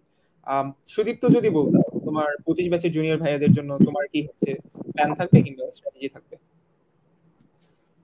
আমারও এরকমই অ্যাডভাইস থাকবে, যেহেতু তোমাদের আপাতত অনেক টাইম আছে, সবকিছু যতটা ডিপে যায় পড়া যায় চেষ্টা করো, মানে অনেক ভালোভাবে বুঝে শুনে পড়ার। আর প্রবলেম সলভিং স্কিল যেটা, ওইটার দিকে একটু গুরুত্ব দাও। আর কনসেপ্ট গুলা ক্লিয়ার রেখে পড়াশোনা করো। এই তো, আপাতত এতটুকু বলি। আই গেস হচ্ছে 25 ব্যাচের জন্য এখনই সুবর্ণ সময় একদম কনসেপ্ট গুলো ক্লিয়ার করে ফেলার। কারণ এরপর আসলে আর পরে পরে হচ্ছে তোমার 25-24 ব্যাচের মতো বোর্ডে ফোকাস করা লাগবে কিংবা অ্যাডমিশনে ফোকাস করা লাগবে। কনসেপ্ট ধরার কনসেপ্ট ঠিক করার কিংবা কনসেপচুয়ালি পড়ার জন্য এটাই সুবর্ণ সময়। পরে এই সময়টা হয়তো নাও পাওয়া যেতে পারে। সো আমারও হচ্ছে সাজেশন এটাই থাকবে যে আমাদের কনসেনসাস এটাই যে আমরা হচ্ছে এখন কনসেপ্টে ফোকাস করব, পরে ফার্দার ডাউন দ্য লাইন আস্তে আস্তে বোর্ডের পড়া কিংবা অ্যাডভান্স প্রবলেম সলভিং আমরা সেদিকে হচ্ছে যাব। সো অনেক কিছু হচ্ছে বললাম, প্রায় শেষের দিকেও চলে এসেছি। আমাদের মানে বইয়ের অ্যাডমিশন টেস্টের এক্সাম স্ট্র্যাটেজি নিয়ে হচ্ছে আমরা যদি কিছু জানতে চাই, তোমাদের স্ট্র্যাটেজিটা কি ছিল? মানে অ্যাকুরেসি বেশি গুরুত্ব দিতে নাকি স্পিড, নাকি কোন সাবজেক্টে হচ্ছে আগে অ্যান্সার করেছিল, এসব বিষয়ে যদি হচ্ছে তোমরা কেউ কিছু বলতা। তামিম যদি স্টার্ট করো। আচ্ছা না, সুদীপ্ত আগে বলো, তামিমের নেটওয়ার্ক ইস্যুস হচ্ছে। সুদীপ্ত স্টার্ট করো কাইন্ডলি। আচ্ছা, এখানে বিষয়টা হচ্ছে যে আমাদের বুয়েট প্রিলি হয় হচ্ছে 24 তারিখে, ফেব্রুয়ারি 24 তারিখে, আর রিটার্ন হয় হচ্ছে মার্চ মাসের 9 তারিখে। তো প্রিলির জন্য সত্যি কথা বলতে আমার ওরকম আলাদা করে তেমন একটা প্রিপারেশন আমি নিই নাই। কারণ হচ্ছে তার আগে আমার এমআইএসটি পরীক্ষা ছিল, এমআইএসটির কারণে আমার প্রশ্ন ব্যাংকটা ভালো করে দেখা হয়েছে। আর তারপরের যে পার্টটা ওই টাইমটাতে আমি হচ্ছে ওই ঢাকা ভার্সিটি সিকিউরিটি সবকিছুকে নিয়ে একটা জেনারেলাইজ প্রিপারেশন নিয়েছিলাম আর কি। মানে বুয়েট প্রিলির জন্য পার্সোনালাইজড কোনো প্রিপারেশন আমি সত্যি কথা বলতে নিই নাই। বুয়েট প্রিলিটা আমার মোটামুটি একদম স্মুথই গেছিল। তারপরে হচ্ছে আমাদের বুয়েট প্রিলির ছয় ছয় দিন পরে হচ্ছে 6 দিনে 5 দিন পরে হচ্ছে ঢাকা ভার্সিটি পরীক্ষা ছিল। আর তার ঠিক 2 দিন পরে হচ্ছে সিকিউরিটির পরীক্ষা। তো আমার মেইনলি বুয়েটের ব্যাকআপ প্ল্যান ছিল হচ্ছে সিকিউরিটি আর ঢাকা ভার্সিটি। মেডিকেলের যে ব্যাপারটা ওটা তো জাস্ট ভাগ্য জোরে হয়ে যাওয়া, ওটা তো ওরকম কোনো প্ল্যান ছিল না। বাট মেইনলি আমার ব্যাকআপ ছিল হচ্ছে ঢাকা ভার্সিটি আর সিকিউরিটি। তো দেখা গেছিল যে ঢাকা ভার্সিটি এবং সিকিউরিটি দুই পরীক্ষাতেই আমার হচ্ছে প্রচুর সিলি মিস্টেক হয়েছিল। মানে পরীক্ষা দেওয়ার পর ইনস্ট্যান্ট আমার মনে হচ্ছে পরীক্ষা ভালো হয়েছে। বাট তারপরে 2-3 দিন পরে যখন বিভিন্ন ফ্রেন্ডের সাথে মিলাইছি বা উদ্ভাসের সলিউশন দেখছি, তখন আর কি দেখে মনে হচ্ছে যে আমি আসলে অনেকগুলো ভুল করছি সিলি মিস্টেক। তো তখন আমার মনে হচ্ছিল যে আমি সিকিউরিটি এবং ঢাকা ভার্সিটি দুইটাতেই অ্যাটলিস্ট টপ 200 বাইরে। মানে যেহেতু আমি এত সিলি মিস্টেক করছি, কারণ ঢাকা ভার্সিটি পরীক্ষার কথা যদি বলি, আমাদের ঢাকা ভার্সিটি পরীক্ষায় কিন্তু কঠিন তেমন কিছুই ছিল না। মানে আমি তো পরীক্ষা থেকে বের হয়ে একজনকে বলছিলাম যে হচ্ছে আমার মনে হয় এবার যে ফার্স্ট হবে সে হচ্ছে 100তে 100 পাবে। তো তারপরেও মানে আসলে অ্যাকুরেসিটা অনেক ইম্পর্টেন্ট। তো এখান থেকে বুঝতে পারি যে সিকিউরিটি বা ঢাকা ভার্সিটি কোনোটাতে এমন কোনো প্রশ্ন ছিল না যেটা আমার কনসেপ্টের কারণে আমি ভুল করছি। যেগুলো ভুল করছি সবগুলো আমার হচ্ছে ওই পরীক্ষার হলে মাথা ঠিক ছিল না বলে আমি ভুল করছি, একদম সহজ সহজ জিনিস। তখন থেকে বুঝতে পারি যে কুয়েট পরীক্ষার আগে আমি ওই খুব বেশি অ্যাডভান্স জিনিস পড়া ওইগুলোর উপরে ফোকাস দিব না। আমার ফোকাস থাকবে হচ্ছে সহজ জিনিস যতটা অ্যাকুরেটলি করা যায় এটার উপরে।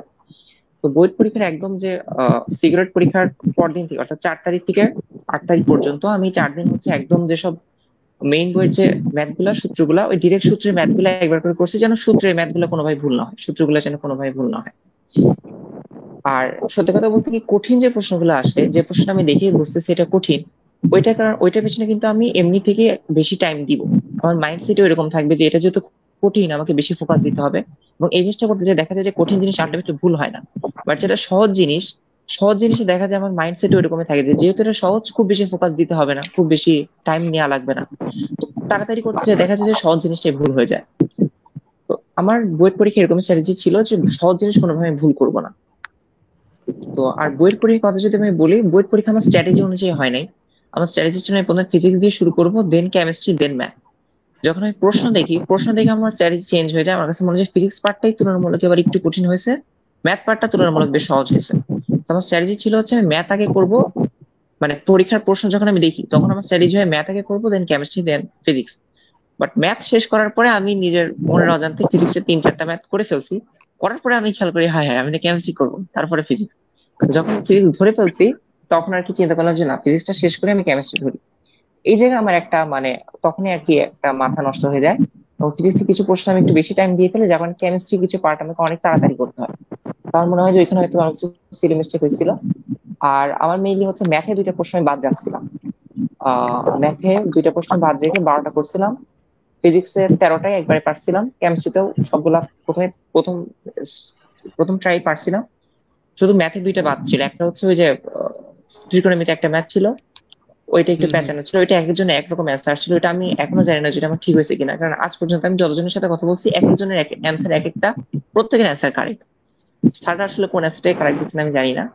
আর আরেকটা ম্যাথ ছিল হচ্ছে ইন্টিগ্রেশনের, ওইটা আমি একদম লাস্টে করছি। ওইটা আসলে যখন করতে গেছি তখন আমার একটা ভয় ছিল যে আমি হয়তো কেমিস্ট্রিতে কোনো সিলি মিস্টেক করছি। তখন আমার মনে হচ্ছিল আমি যদি ইন্টিগ্রেশনের ম্যাথটাতে অনেক বেশি টাইম দিয়ে ফেলি আমি হয়তো বা কেমিস্ট্রি গুলো রিচেক করতে পারবো না। সেই কারণে ইন্টিগ্রেশন ম্যাথটা আমি কোনোভাবে করে কেমিস্ট্রির ম্যাথ গুলো আবার রিচেক করছিলাম। বাট পরীক্ষা হলে থেকে বের হয়ে বুঝতে পারি যে আমার আসলে ইন্টিগ্রেশনের ম্যাথটা ভুল গেছিল। তো এই মোটামুটি আমি 40টা অ্যান্সার করছিলাম, আর ইন্টিগ্রেশনের একটা ম্যাথ আমি পরীক্ষা দিয়ে বের হয়ে বুঝতে পারছিলাম যে ভুল গেছে, আর বাদ বাকি কিছু ছোট ছোট সিলি মিস্টেক হতে পারে। এই আর কি মোটামুটি আমার বুয়েট পরীক্ষার এক্সপিরিয়েন্স। আচ্ছা, ফিজিক্স এর কি ওই যে ভরবেগের ম্যাথটা, কনফিউশনের কথা বললা? হ্যালো? না, ফিজিক্স আমার আটকাইছিল হচ্ছে ওই যে 7 চ্যাপ্টারের পদার্থের গাঠনিক ধর্মের একটা প্রশ্ন ছিল তাপমাত্রা বৃদ্ধি নিয়ে, ওইটাতে হালকা আচ্ছা আটকে আচ্ছা। গেছিল। ওইটা হচ্ছে গাণিতিক পদার্থ বিজ্ঞানের সম্ভবত তোফাজ্জল সাহেব এরকম কোন একটা স্যারের অনুশীলনীতে এক্সাক্ট এই প্রশ্নটা আমি ওটা করেও গেছি, ওটা আমি বুয়েট পরীক্ষা গেছি আমি করেও গেছি, তারপরেও বুয়েট পরীক্ষা আটকাইছে। তো এরকম আমি আসলে ওই যে হয় খাড়া এটা বেগ মানে জিনিসটা বুঝি নাই আসলে, ওই যে ভরবেগের একটা ছিল, খাড়া বেগ বলতে কি বুঝেছে আমি ওইটা কিছু মেবি বুঝি নাই। ভেক্টর হ্যাঁ, ওইটা যোগ আমারও ভুল দিয়ে গেছে। মানে আদি বেগটা ওইটা মেবি m × √(u²+b²) এটা দিয়ে কিছু একটা করা লাগবে, মানে 90 আমি ডিগ্রি দুইটা বলতে বেগ। ক্রিটিক্যাল আমি ওইভাবে ভেলোসিটি করছিলাম। শুনছি, এখন বাট আসলে ভার্টিক্যাল ভেলোসিটি শুনি নাই। আসলে এখন কেমন হবে আমি জানি না। না, আই গেস প্রত্যেকটা বুয়েট এক্সামে একটা ইউনিক এক্সপিরিয়েন্স হয়, মানে এক একজনের এক্সপিরিয়েন্স এক এক রকম হয়, সবসময় স্ট্র্যাটেজি অনুযায়ী যায় না। সো সুদীপ্তকে যদি বলতাম, তোমার 400-র মধ্যে মোটামুটি কত মার্কসের মতো তুমি এক্সপেক্ট করতে পারো, মানে ধরো ওভারঅল আম, আমি আমার জানা মতে আমি যদি আমার জানার মধ্যে কোনো ভুল না করে থাকি অ্যাটলিস্ট 380 আমার পাওয়া উচিত। বুঝতে আমার পারছি। জানার মধ্যে আমি 380 মার্ক কারেক্ট করছি। আর কেমিস্ট্রিতে কিছু কিছু ছোট ছোট ভুল যেতে পারে, ওইগুলাকে 10 মার্কের মধ্যে ধরছি, মানে 380 থেকে 390 এরকম রেঞ্জ আমার মার্ক আসা উচিত। বাট অ্যাকচুয়ালি কত এটা আসলে বলা সম্ভব না, কারণ হতেই পারে যে কোনো একটা সহজ জিনিস আমি মনে করতেছি ঠিক হয়েছে বাট অ্যাকচুয়ালি হয়তো আমি ভুল করে আসছি, হতেই পারে এটা। না না না, একটা মানে জাস্ট একটা মানে ওভারঅল একটা আইডিয়া পাওয়ার জন্য। এখন যদি তামিমের কাছে চলে যাই, তামিমের কি ফোকাস ছিল? তুমি কি অ্যাকুরেসি ফোকাসে ম্যাথস পড়তা নাকি স্পিডে ফোকাস করতা, কিংবা কোন সাবজেক্ট দিয়ে স্টার্ট করেছিল, যদি তোমার বিষয়টা বলো, বুয়েট এক্সাম আমার হলে। ক্ষেত্রে এডমিশনের ফার্স্ট থেকেই যদি বলি, ফার্স্টের দিকে আমি মানে একটু ডিটেলসে পড়ার চেষ্টা করেছিলাম, মানে অনেক ম্যাথ করেছিলাম, প্র্যাকটিস প্রচুর করতাম। ক্লাস এডমিশনের লাস্টের দিকে গিয়ে কিন্তু একটু প্রেশার হয়ে গেছিল যে আমার চ্যাপ্টার অনেক বেশি বাকি, টাইম কম। ওই কারণে লাস্টের দিক দিয়ে একটু মানে এফোর্টটা বেশি দিতে হয়েছে আমার ক্ষেত্রে। এন্ড আমি যদি বলি রিভাইজ রিভাইজ খুব বেশি দিতে পারি না, আমি রিভিশন প্রায় 2 বার দিতে পারছি লাস্টের দিকে, এর চেয়ে বেশি আর দেওয়া হয় নাই। এন্ড বুয়েট প্রিলির আগে যদি বলি, বুয়েট প্রিলির আগে আমি তেমন আলাদাভাবে কোনো প্রিপারেশনই নিই নাই। এমন যে রিভিশনটা মানে বুয়েট রিটেনের জন্য বা সিকিউরিটি ডি এর জন্য দিয়েছিলাম, ওইটা দিয়ে বুয়েট প্রিলি মোটামুটি কাভার হয়ে গিয়েছিল আর কি। এন্ড বুয়েট প্রিলিতে আমার টার্গেট ছিল যত বেশি পারি দাগানো দাগানো যায় আর কি। ওই কারণে আমি প্রায় মানে 98টার মতো আনসার করেছিলাম আমাদের শিফটে, এন্ড মোটামুটি শিওর ছিলাম যে হয়ে যাবে পোয়েট্রি। এন্ড দেন এর ফলে আবার রিভাইজ শুরু করি। ডিইউর জন্য আমি ফিজিক্স কেমিস্ট্রি ম্যাথই রিভিশন দিয়েছিলাম, বাট ওই যে বায়োলজি তেমন পড়িনি। বায়োলজি জাস্ট পরীক্ষার আগের দিন 1-2 ঘন্টা পড়ে যা পারি তা দিয়ে চলে আসার চেষ্টা করেছিলাম আর কি। মানে আমার মেইন টার্গেট ছিল যদি বুয়েট না হয় তাহলে সিকিউর ওয়েটে হয়তো কোন একটা সাবজেক্ট নিয়ে পড়ার ইচ্ছা ছিল। এই কারণে ডিইউ অত বেশি ফোকাস করি নাই, এন্ড সিকিউর ওয়েট ভালোভাবে দেওয়ার চেষ্টা করেছিলাম আর কি। সিকিউর ওয়েটও মোটামুটি ভালোই ছিল। এন্ড ডিইউর ক্ষেত্রে আরেকটা যদি বলি, ডিইউর পরীক্ষার দিন আসলে একটু অসুস্থ ছিলাম, মানে এর আগের দিন ঘুম হয় নাই, মাথা ব্যথা গলা ব্যথা সব মিলে মানে খুবই বাজে অবস্থা ডিইউর দিন। এন্ড সিকিউরিটি মোটামুটি ভালোই হয়েছিল। এন্ড সিকিউরিটির রেজাল্ট যেহেতু আমাদের বুয়েট রিটেন পরীক্ষা,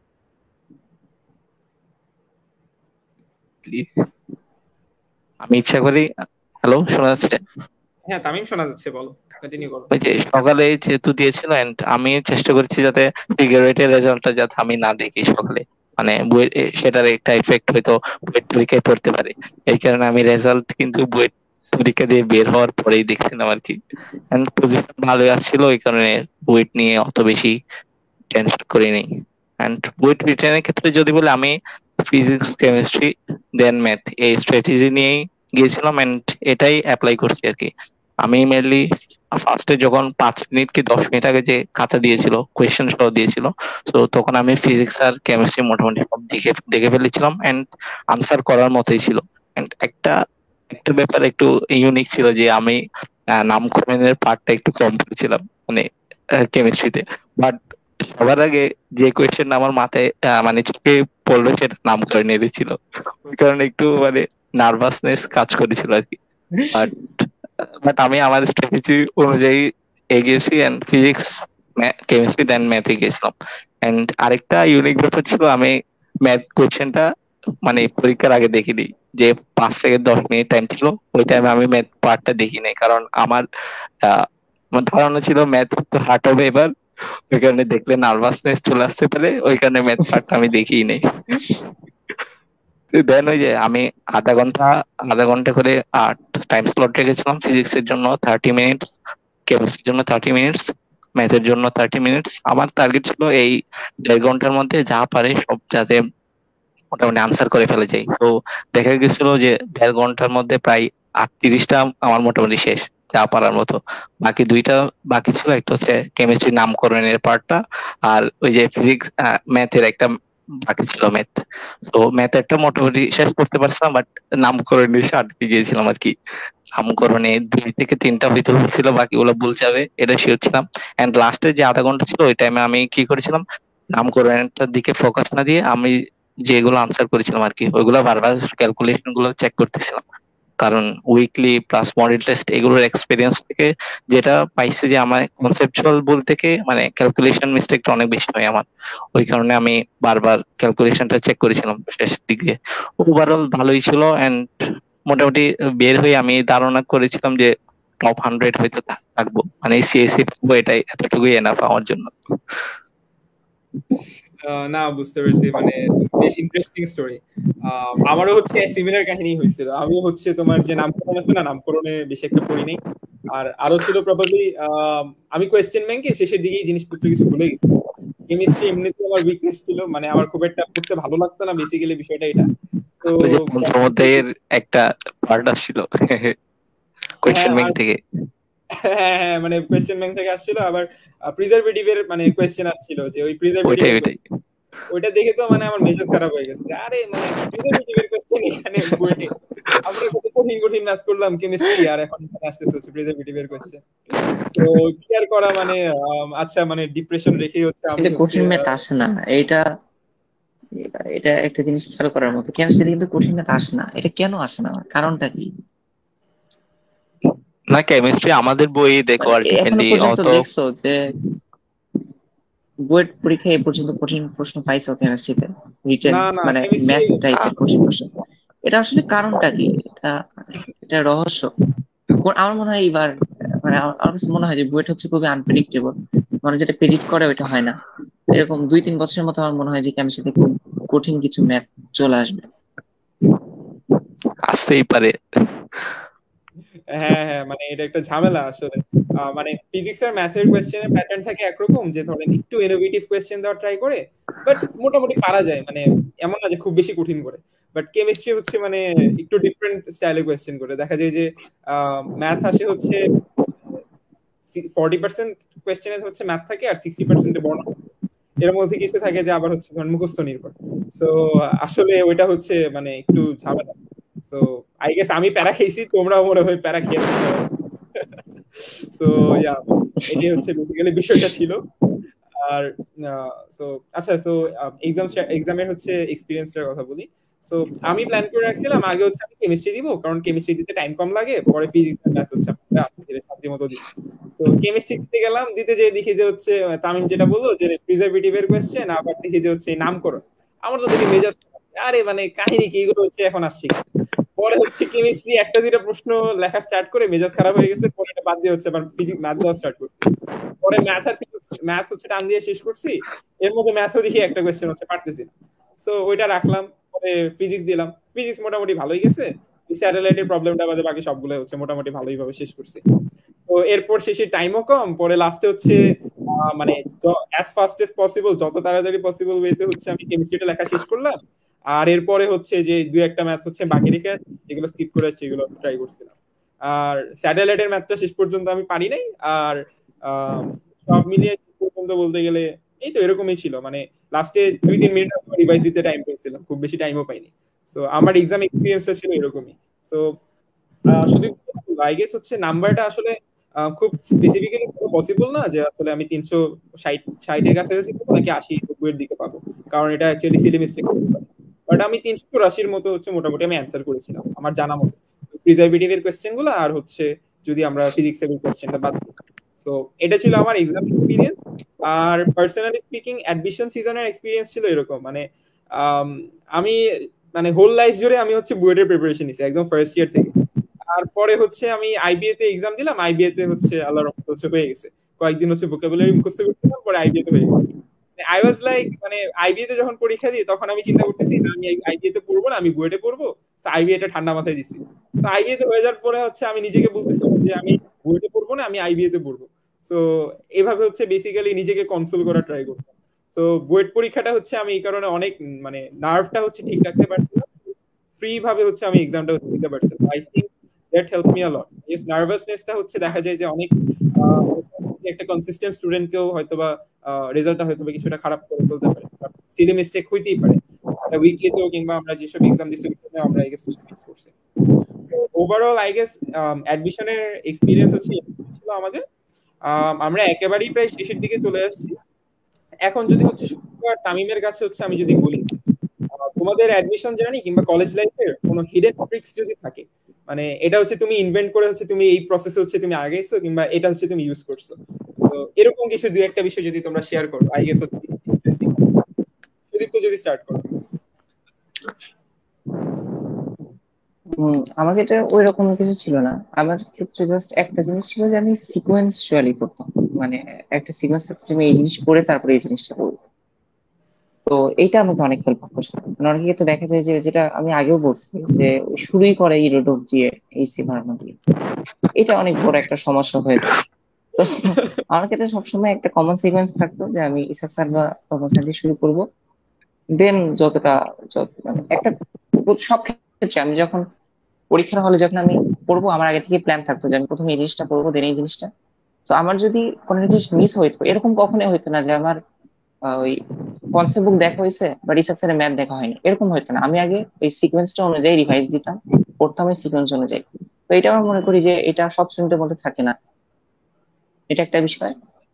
আর হচ্ছে জেলা শহরগুলোতে দেখা যায় যে মানে স্টুডেন্টরা খুব বেশি অ্যাডমিশন কেন্দ্রিক চিন্তা করে না, মানে ওই এইচএসসি টাতেই ফোকাস দেয়। তো এই ক্ষেত্রে আমার অ্যাডভাইস থাকবে যে যারা হচ্ছে আমার মতো যারা জেলা শহরগুলো থেকে পড়াশোনা করো, তারা হচ্ছে শুরু থেকে একটু অ্যাডমিশনের বিষয়গুলো দেখো, যারা সিনিয়ররা যারা ভালো করছে তাদের কাছ থেকে একটু শুনো যে কিভাবে আগে থেকে একটু আগায় থেকে যায়, আগায় থাকা যায় আমাদের থেকে। এই আর কি বিষয়গুলো। তামিম যদি বলো তোমার মানে স্পেশালিটি কিংবা তোমার ট্রিক্স কি? ওইরকম আলাদা কোনো স্পেশালিটি ছিল না, বাট আমি যেটা চেষ্টা করছি যে নতুন কোনো টপিক, নতুন কোনো ম্যাথ যদি পাই আমি সেটাতে যত টাইম লাগুক চেষ্টা করছি নিজে নিজে সলভ করা। সেটা মানে এডমিশন সিজনে আমি ওইটাই করেছি যে আমার হয়তো সামনে পরীক্ষা, খুব বেশি প্রেশার, সাথে সাথে সলিউশন দেখে নিচ্ছি, সেটা আমি মোটেও করি না। এডমিশন টাইমে আমি মানে নিজের পড়ার প্রতি বা নিজের চিন্তা করার প্রতি অনেক বেশি জোর দিয়েছিলাম। মানে এটা করতে করতে মোটামুটি নিজের ইচ্ছা মতোই নিজের স্ট্র্যাটেজি সাজিয়ে দেন পড়াশোনা করতাম। ওই যে মানে নিজে নিজে অ্যাপ্রোচ করার ব্যাপারটা তখন আমি আসলে বাদ দিইনি আর কি। যে সলিউশন তখনও কম দেখার চেষ্টা করতাম, সাথে সাথেই সলিউশন কখনোই দেখতাম না অ্যাডমিশন সিজনেও। সো ওইটাই ছিল মোটামুটি। আর যে মানে একটা নির্দিষ্ট সিস্টেম নিয়ে এগিয়ে যাওয়া, যেমন নিজের ক্ষেত্রে কিছু বই সিলেক্ট করা, যে আমি ফার্স্টে কনসেপ্ট বুক পড়বো, দেন প্র্যাকটিস বুক, দেন কোয়েশ্চেন ব্যাংক, দেন হয়তো বইয়ে যাচ্ছি, কোনো একটা নির্দিষ্ট বইয়ে যাচ্ছি, সেখান থেকে প্রবলেম সলভ করতেছি। এভাবে এটা এক একজনের ক্ষেত্রে এক এক রকম হইতে পারে, সেটা অবশ্যই নিজের অবস্থা বুঝে সেই সিস্টেমটা সাজাইতে হবে। কারণ সবার অবস্থা তো আহ এক না, সবার বেসিকও এক না, সবার এইচএসসি প্রিপারেশনও সেম ছিল না। তো সেটা এক একজনের ক্ষেত্রে এক এক রকম হবে। আমার ক্ষেত্রেও একরকম ছিল, হয়তো তোমাদের ক্ষেত্রে অন্যরকম থাকবে, সেটাই স্বাভাবিক। তো সবার ক্ষেত্রে নিজের অবস্থা বুঝেই আমার মনে হয় সেই সিস্টেমটা সাজানো উচিত এবং সেই পার্টিকুলার ওয়েতেই প্রিপারেশনটা এগিয়ে নিয়ে যাওয়া উচিত। আমিও টোটালি এগ্রি করি। আমার হচ্ছে বেসিক্যালি এরকমই একটা মানে শুরু থেকে স্ট্র্যাটেজি ছিল যে আমি বুঝে বুঝে পড়তাম সবকিছু, মনে যে কোয়েশ্চেন গুলো আসতো সেগুলো অ্যান্সার পাওয়ার ট্রাই করতাম। দেখা যেত যে এমআইটি ওপেন কোর্সওয়্যার কিংবা স্ট্যাক এক্সচেঞ্জ অথবা কোরা এটসেট্রা অনলাইনে হচ্ছে রিসোর্সেস আছে, কোনো জায়গায় অ্যান্সার না পেলে সেখান থেকে অ্যান্সার নেওয়ার ট্রাই করতাম। তো এটা ছিল আমার বুঝে পড়ার স্ট্র্যাটেজি। আর হচ্ছে তামিম যেটা বললো হচ্ছে নিজে নিজে প্রবলেম সলভ করা হচ্ছে হ্যাবিটটা গ্রো করা যাবে। সো সেভাবে হচ্ছে কন্টিনিউ করতাম।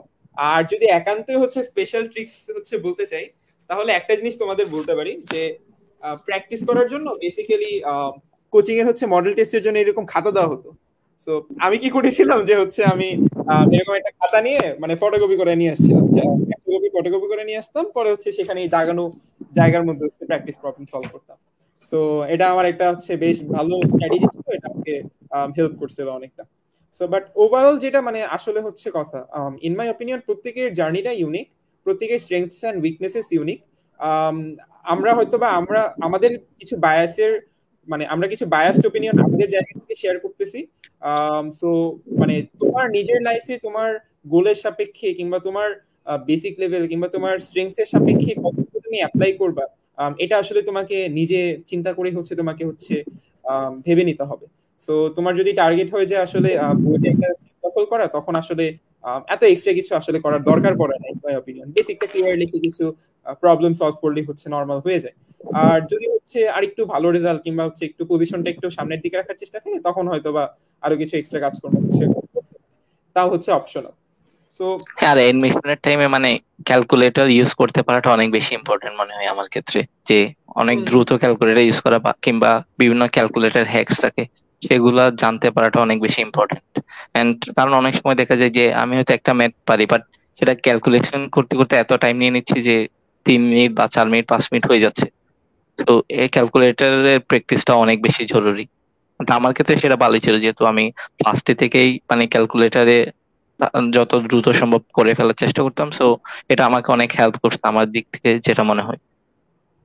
হ্যাঁ হ্যাঁ, টু ইঞ্জিনিয়ারিং এর জন্য ক্যালকুলেটর, আর ঢাকা বিশ্ববিদ্যালয়ের জন্য হাতে প্র্যাকটিস করা। হ্যাঁ হ্যাঁ। তো মানে যে কেসে যেটা লাগে সো ওইটার ওই স্কিল গুলো আসলে ডেভেলপ করা খুবই কাজে দেয়। আই গেস আমরা হচ্ছে অনেকক্ষণই হচ্ছে চলে এসেছি, একদম মানে প্রায় শেষ মুহূর্তে চলে আসছি। ওভারঅল যদি হচ্ছে তামিম আর সুদীপ্তর কাছে বলি যে হচ্ছে তোমরা যদি জুনিয়রদের উদ্দেশ্যে কোনো স্পেশাল বার্তা কিংবা কোনো মেসেজ হচ্ছে দিতে চাও এই লাইভের মাধ্যমে, সো তামিমের কাছে চলে যাব, তুমি যদি কিছু বলতে চাও জুনিয়রদের জন্য ওভারঅল কিছু।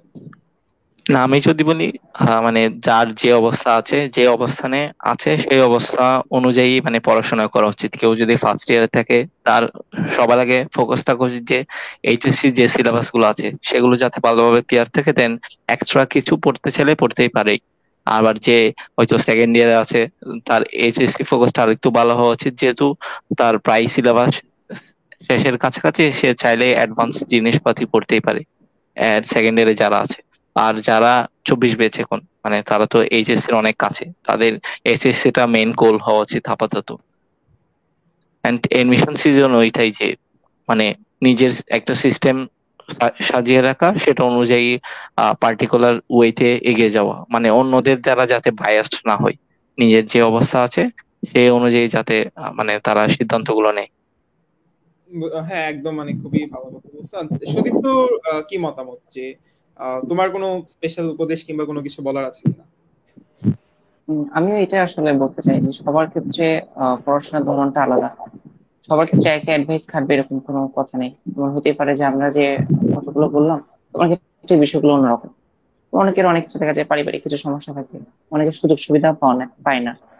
তো সবাইকে একই কাতারে ফেলে আসলে ওইভাবে ডিসকাস করা ঠিক না। তো আমার ওইটাই উপদেশ থাকবে যে তোমার জায়গা থেকে তুমি যতটা সর্বোচ্চ দিতে পারো ওইটা চেষ্টা করো, স্রষ্টার উপর ভরসা রেখে। অবশ্যই তুমি যদি পরিশ্রম করো, তোমার স্রষ্টা কখনোই তোমাকে নিরাশ করবেন না, এটা এতটুকু বিশ্বাস রাখা উচিত। এবং এইটাই আর কি, যে নিজের দুর্বলতাগুলো খুঁজে বের করো, সেই অনুযায়ী পড়াশোনা করো। এই তো। বুঝতে পারছি। সো হ্যাঁ, আর ওভারঅল আমি যদি হচ্ছে কিছু অ্যাড করতে চাই, আমি বলবো যে আসলে ইনপুটের প্রতি বেশি ফোকাস দেওয়া জরুরি, আউটপুটের প্রতি না। ইনপুট যদি তুমি বাড়াও, আউটপুট অটোমেটিক্যালি বাড়বে। সো নিজের এফোর্টটাতে হচ্ছে ফোকাস দেওয়া উচিত। এটা রেজাল্ট কি ইমিডিয়েটলি আসতেছে কি আসতেছে না, ওইটাতে আসলে বেশি মানে মনোযোগ দিলে হচ্ছে সমস্যা। সো আমরা যদি হচ্ছে চেষ্টা করে যাই, এক সময় না এক সময় হচ্ছে তার রেজাল্ট অবশ্যই পাবো, কিন্তু সঠিক ওয়েতে হচ্ছে চেষ্টা করতে হবে। সো এটা বলবো। আর আরেকটা বিষয় বলবো যে আল্লাহ তাআলা বলছেন যে নিশ্চয়ই কষ্টের পরে স্বস্তি রয়েছে। কখনোই হচ্ছে আমরা অনেক সময় ডিপ্রেসড হয়ে যাই কিংবা কোনো কারণে রেজাল্ট খারাপ হলে হয়তো বা আমাদের মনে হয় যে আমার দ্বারা কি আদৌ সম্ভব, এরকম নেগেটিভিটি থেকে আসলে বের হয়ে আসতে হবে। আমরা যতই হচ্ছে মানে যত তাড়াতাড়ি নেগেটিভিটি থেকে বের হয়ে হচ্ছে আমরা মানে আমাদের কাজে হচ্ছে মুভ অন করতে পারবে, আই গেস আমরা ততই হচ্ছে এগিয়ে যেতে পারবো। আর না হলে আমরা হচ্ছে এই চক্রের মধ্যে হচ্ছে ফেসে যাব, যে আমার পড়া হচ্ছে না তাই ডিপ্রেসড, আর ডিপ্রেস দেখে আমার পড়া হচ্ছে না। এই চক্র থেকে আসলে হচ্ছে বের হয়ে আসা উচিত। সো আমি ওভারঅল হচ্ছে যারা ভাইয়া আপুরা যারা এতক্ষণ ধরে দেখছেন তাদেরকে ধন্যবাদ জানাতে চাই। আশা করি যে আজকের যে ভিডিওটা ছিল এটা তোমাদের কিছুটা হলো হচ্ছে কাজে লেগেছে এবং আমরা আমাদের দিক থেকে হচ্ছে পার্সপেক্টিভটা হচ্ছে শেয়ার করার চেষ্টা করেছি। তামিম আর সুদীপ্তকে আমি আবারও থ্যাঙ্কস জানাতে চাই। আসলে আমি জানি যে আসলে কতটা ব্যস্ততার মধ্যে থাকা হয় কিংবা কতটা হচ্ছে প্রেশারের মধ্যে থাকা হয়, তার মধ্যেও আমরা একসাথে হচ্ছে আয়োজনটা করতে মানে সফল অথবা সার্থক করতে পেরেছি। সো আই থিঙ্ক এই সেশনটা হচ্ছে তোমাদের কাজে লাগবে। আর বাকিদের হচ্ছে কিছু বলার না থাকলে আই গেস হচ্ছে আমরা এখানে শেষ করতে পারি, কি বলো? তামিম, সুদীপ্ত? ঠিক আছে, ওকে। হ্যাঁ, ওকে ওকে গাইস, সো আজকে ইনশাল্লাহ এখানেই হচ্ছে আমরা শেষ করছি। ফার্দার সামনে আমরা হচ্ছে ঢাকা বিশ্ববিদ্যালয় কিংবা আইবি এর অন্যান্য ভাইয়াদের সাথে হচ্ছে আমরা ইনশাল্লাহ কথা বলার কিংবা পার্সপেক্টিভ শেয়ার করার চেষ্টা করব। ধন্যবাদ, সবাই ভালো থাকবেন, সুস্থ থাকবেন। আসসালামু আলাইকুম।